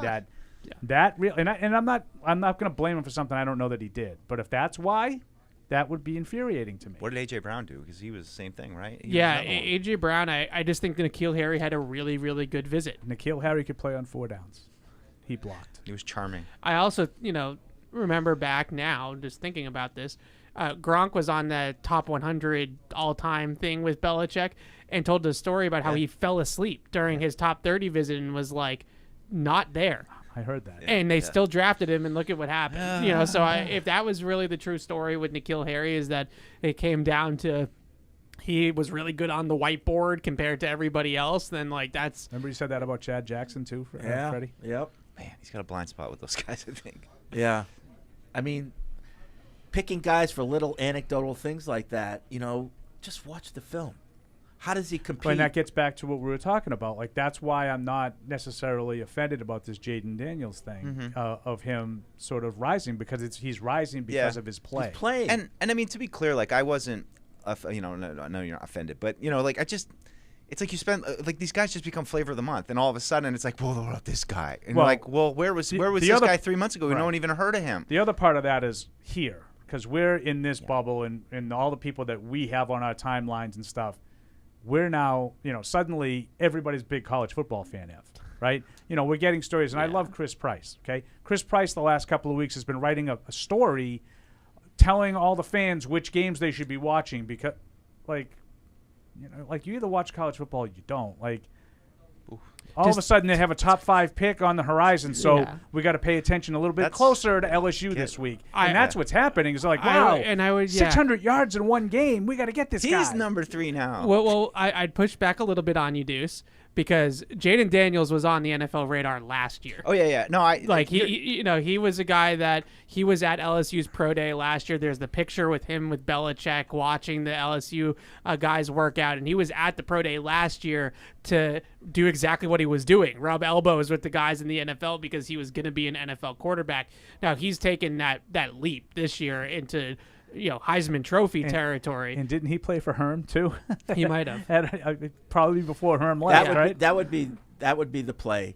Belichick stays. He's got the second pick, and he picks Jaden Daniels over May. I wouldn't mind. I will say, from what I've seen of Jaden Daniels this year, I am very intrigued. I said it earlier. I said, and he's got. I mean, eyeball emoji. I know they intrigued. probably. I like to see what happens at the combine when his official numbers, but he's listed at 6'4". Maybe he's not 6'4".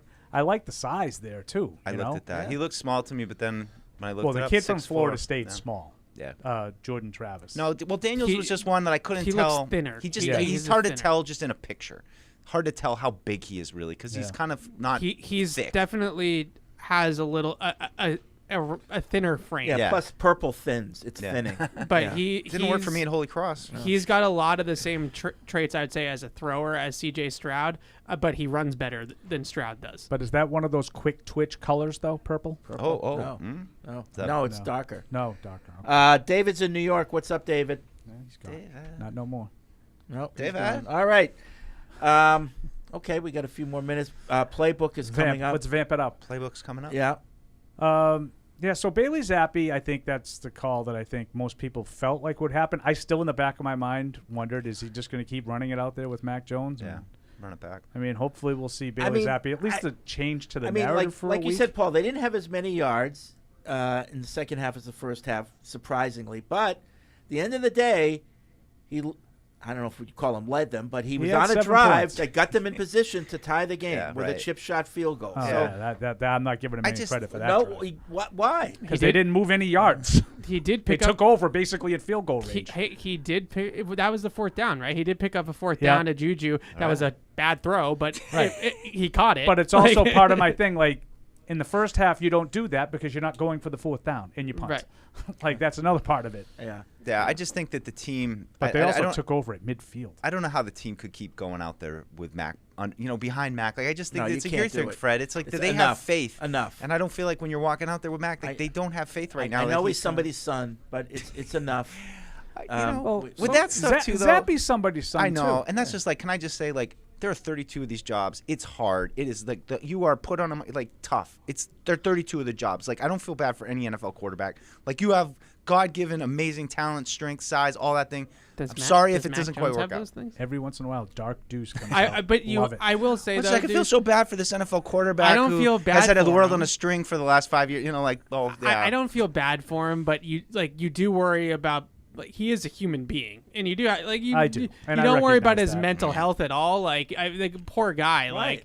Like the whole thing is falling apart on him. And I mean, people are calling you hot garbage. And yeah, I don't that part of it is that's not. what I'm talking That's about. what you sign up for. Yeah. But so I don't necessarily look at it that way. But I do have, and there's plenty of guys that I felt bad for. I used to feel bad for Andrew Luck. I felt like put a semblance of an offensive line in front of this guy and let him play. He obviously can play. Yeah. And they didn't have the right support around him. Fred used to say that all the time. Oh, God, what a waste. All right, that's going to be it for this edition of Patriots Unfiltered. We'll be back tomorrow with our picks. Stay tuned for John Rook and the Playbook. We'll see you then. Thank you for downloading this podcast. Subscribe on Apple, Google Play, and everywhere else you listen. Like the show? Please rate and review us. Listener comments and ratings help keep us high in the podcast rankings so new listeners can find us. Be sure to check Patriots.com for more news and more podcasts. The world's original podcast.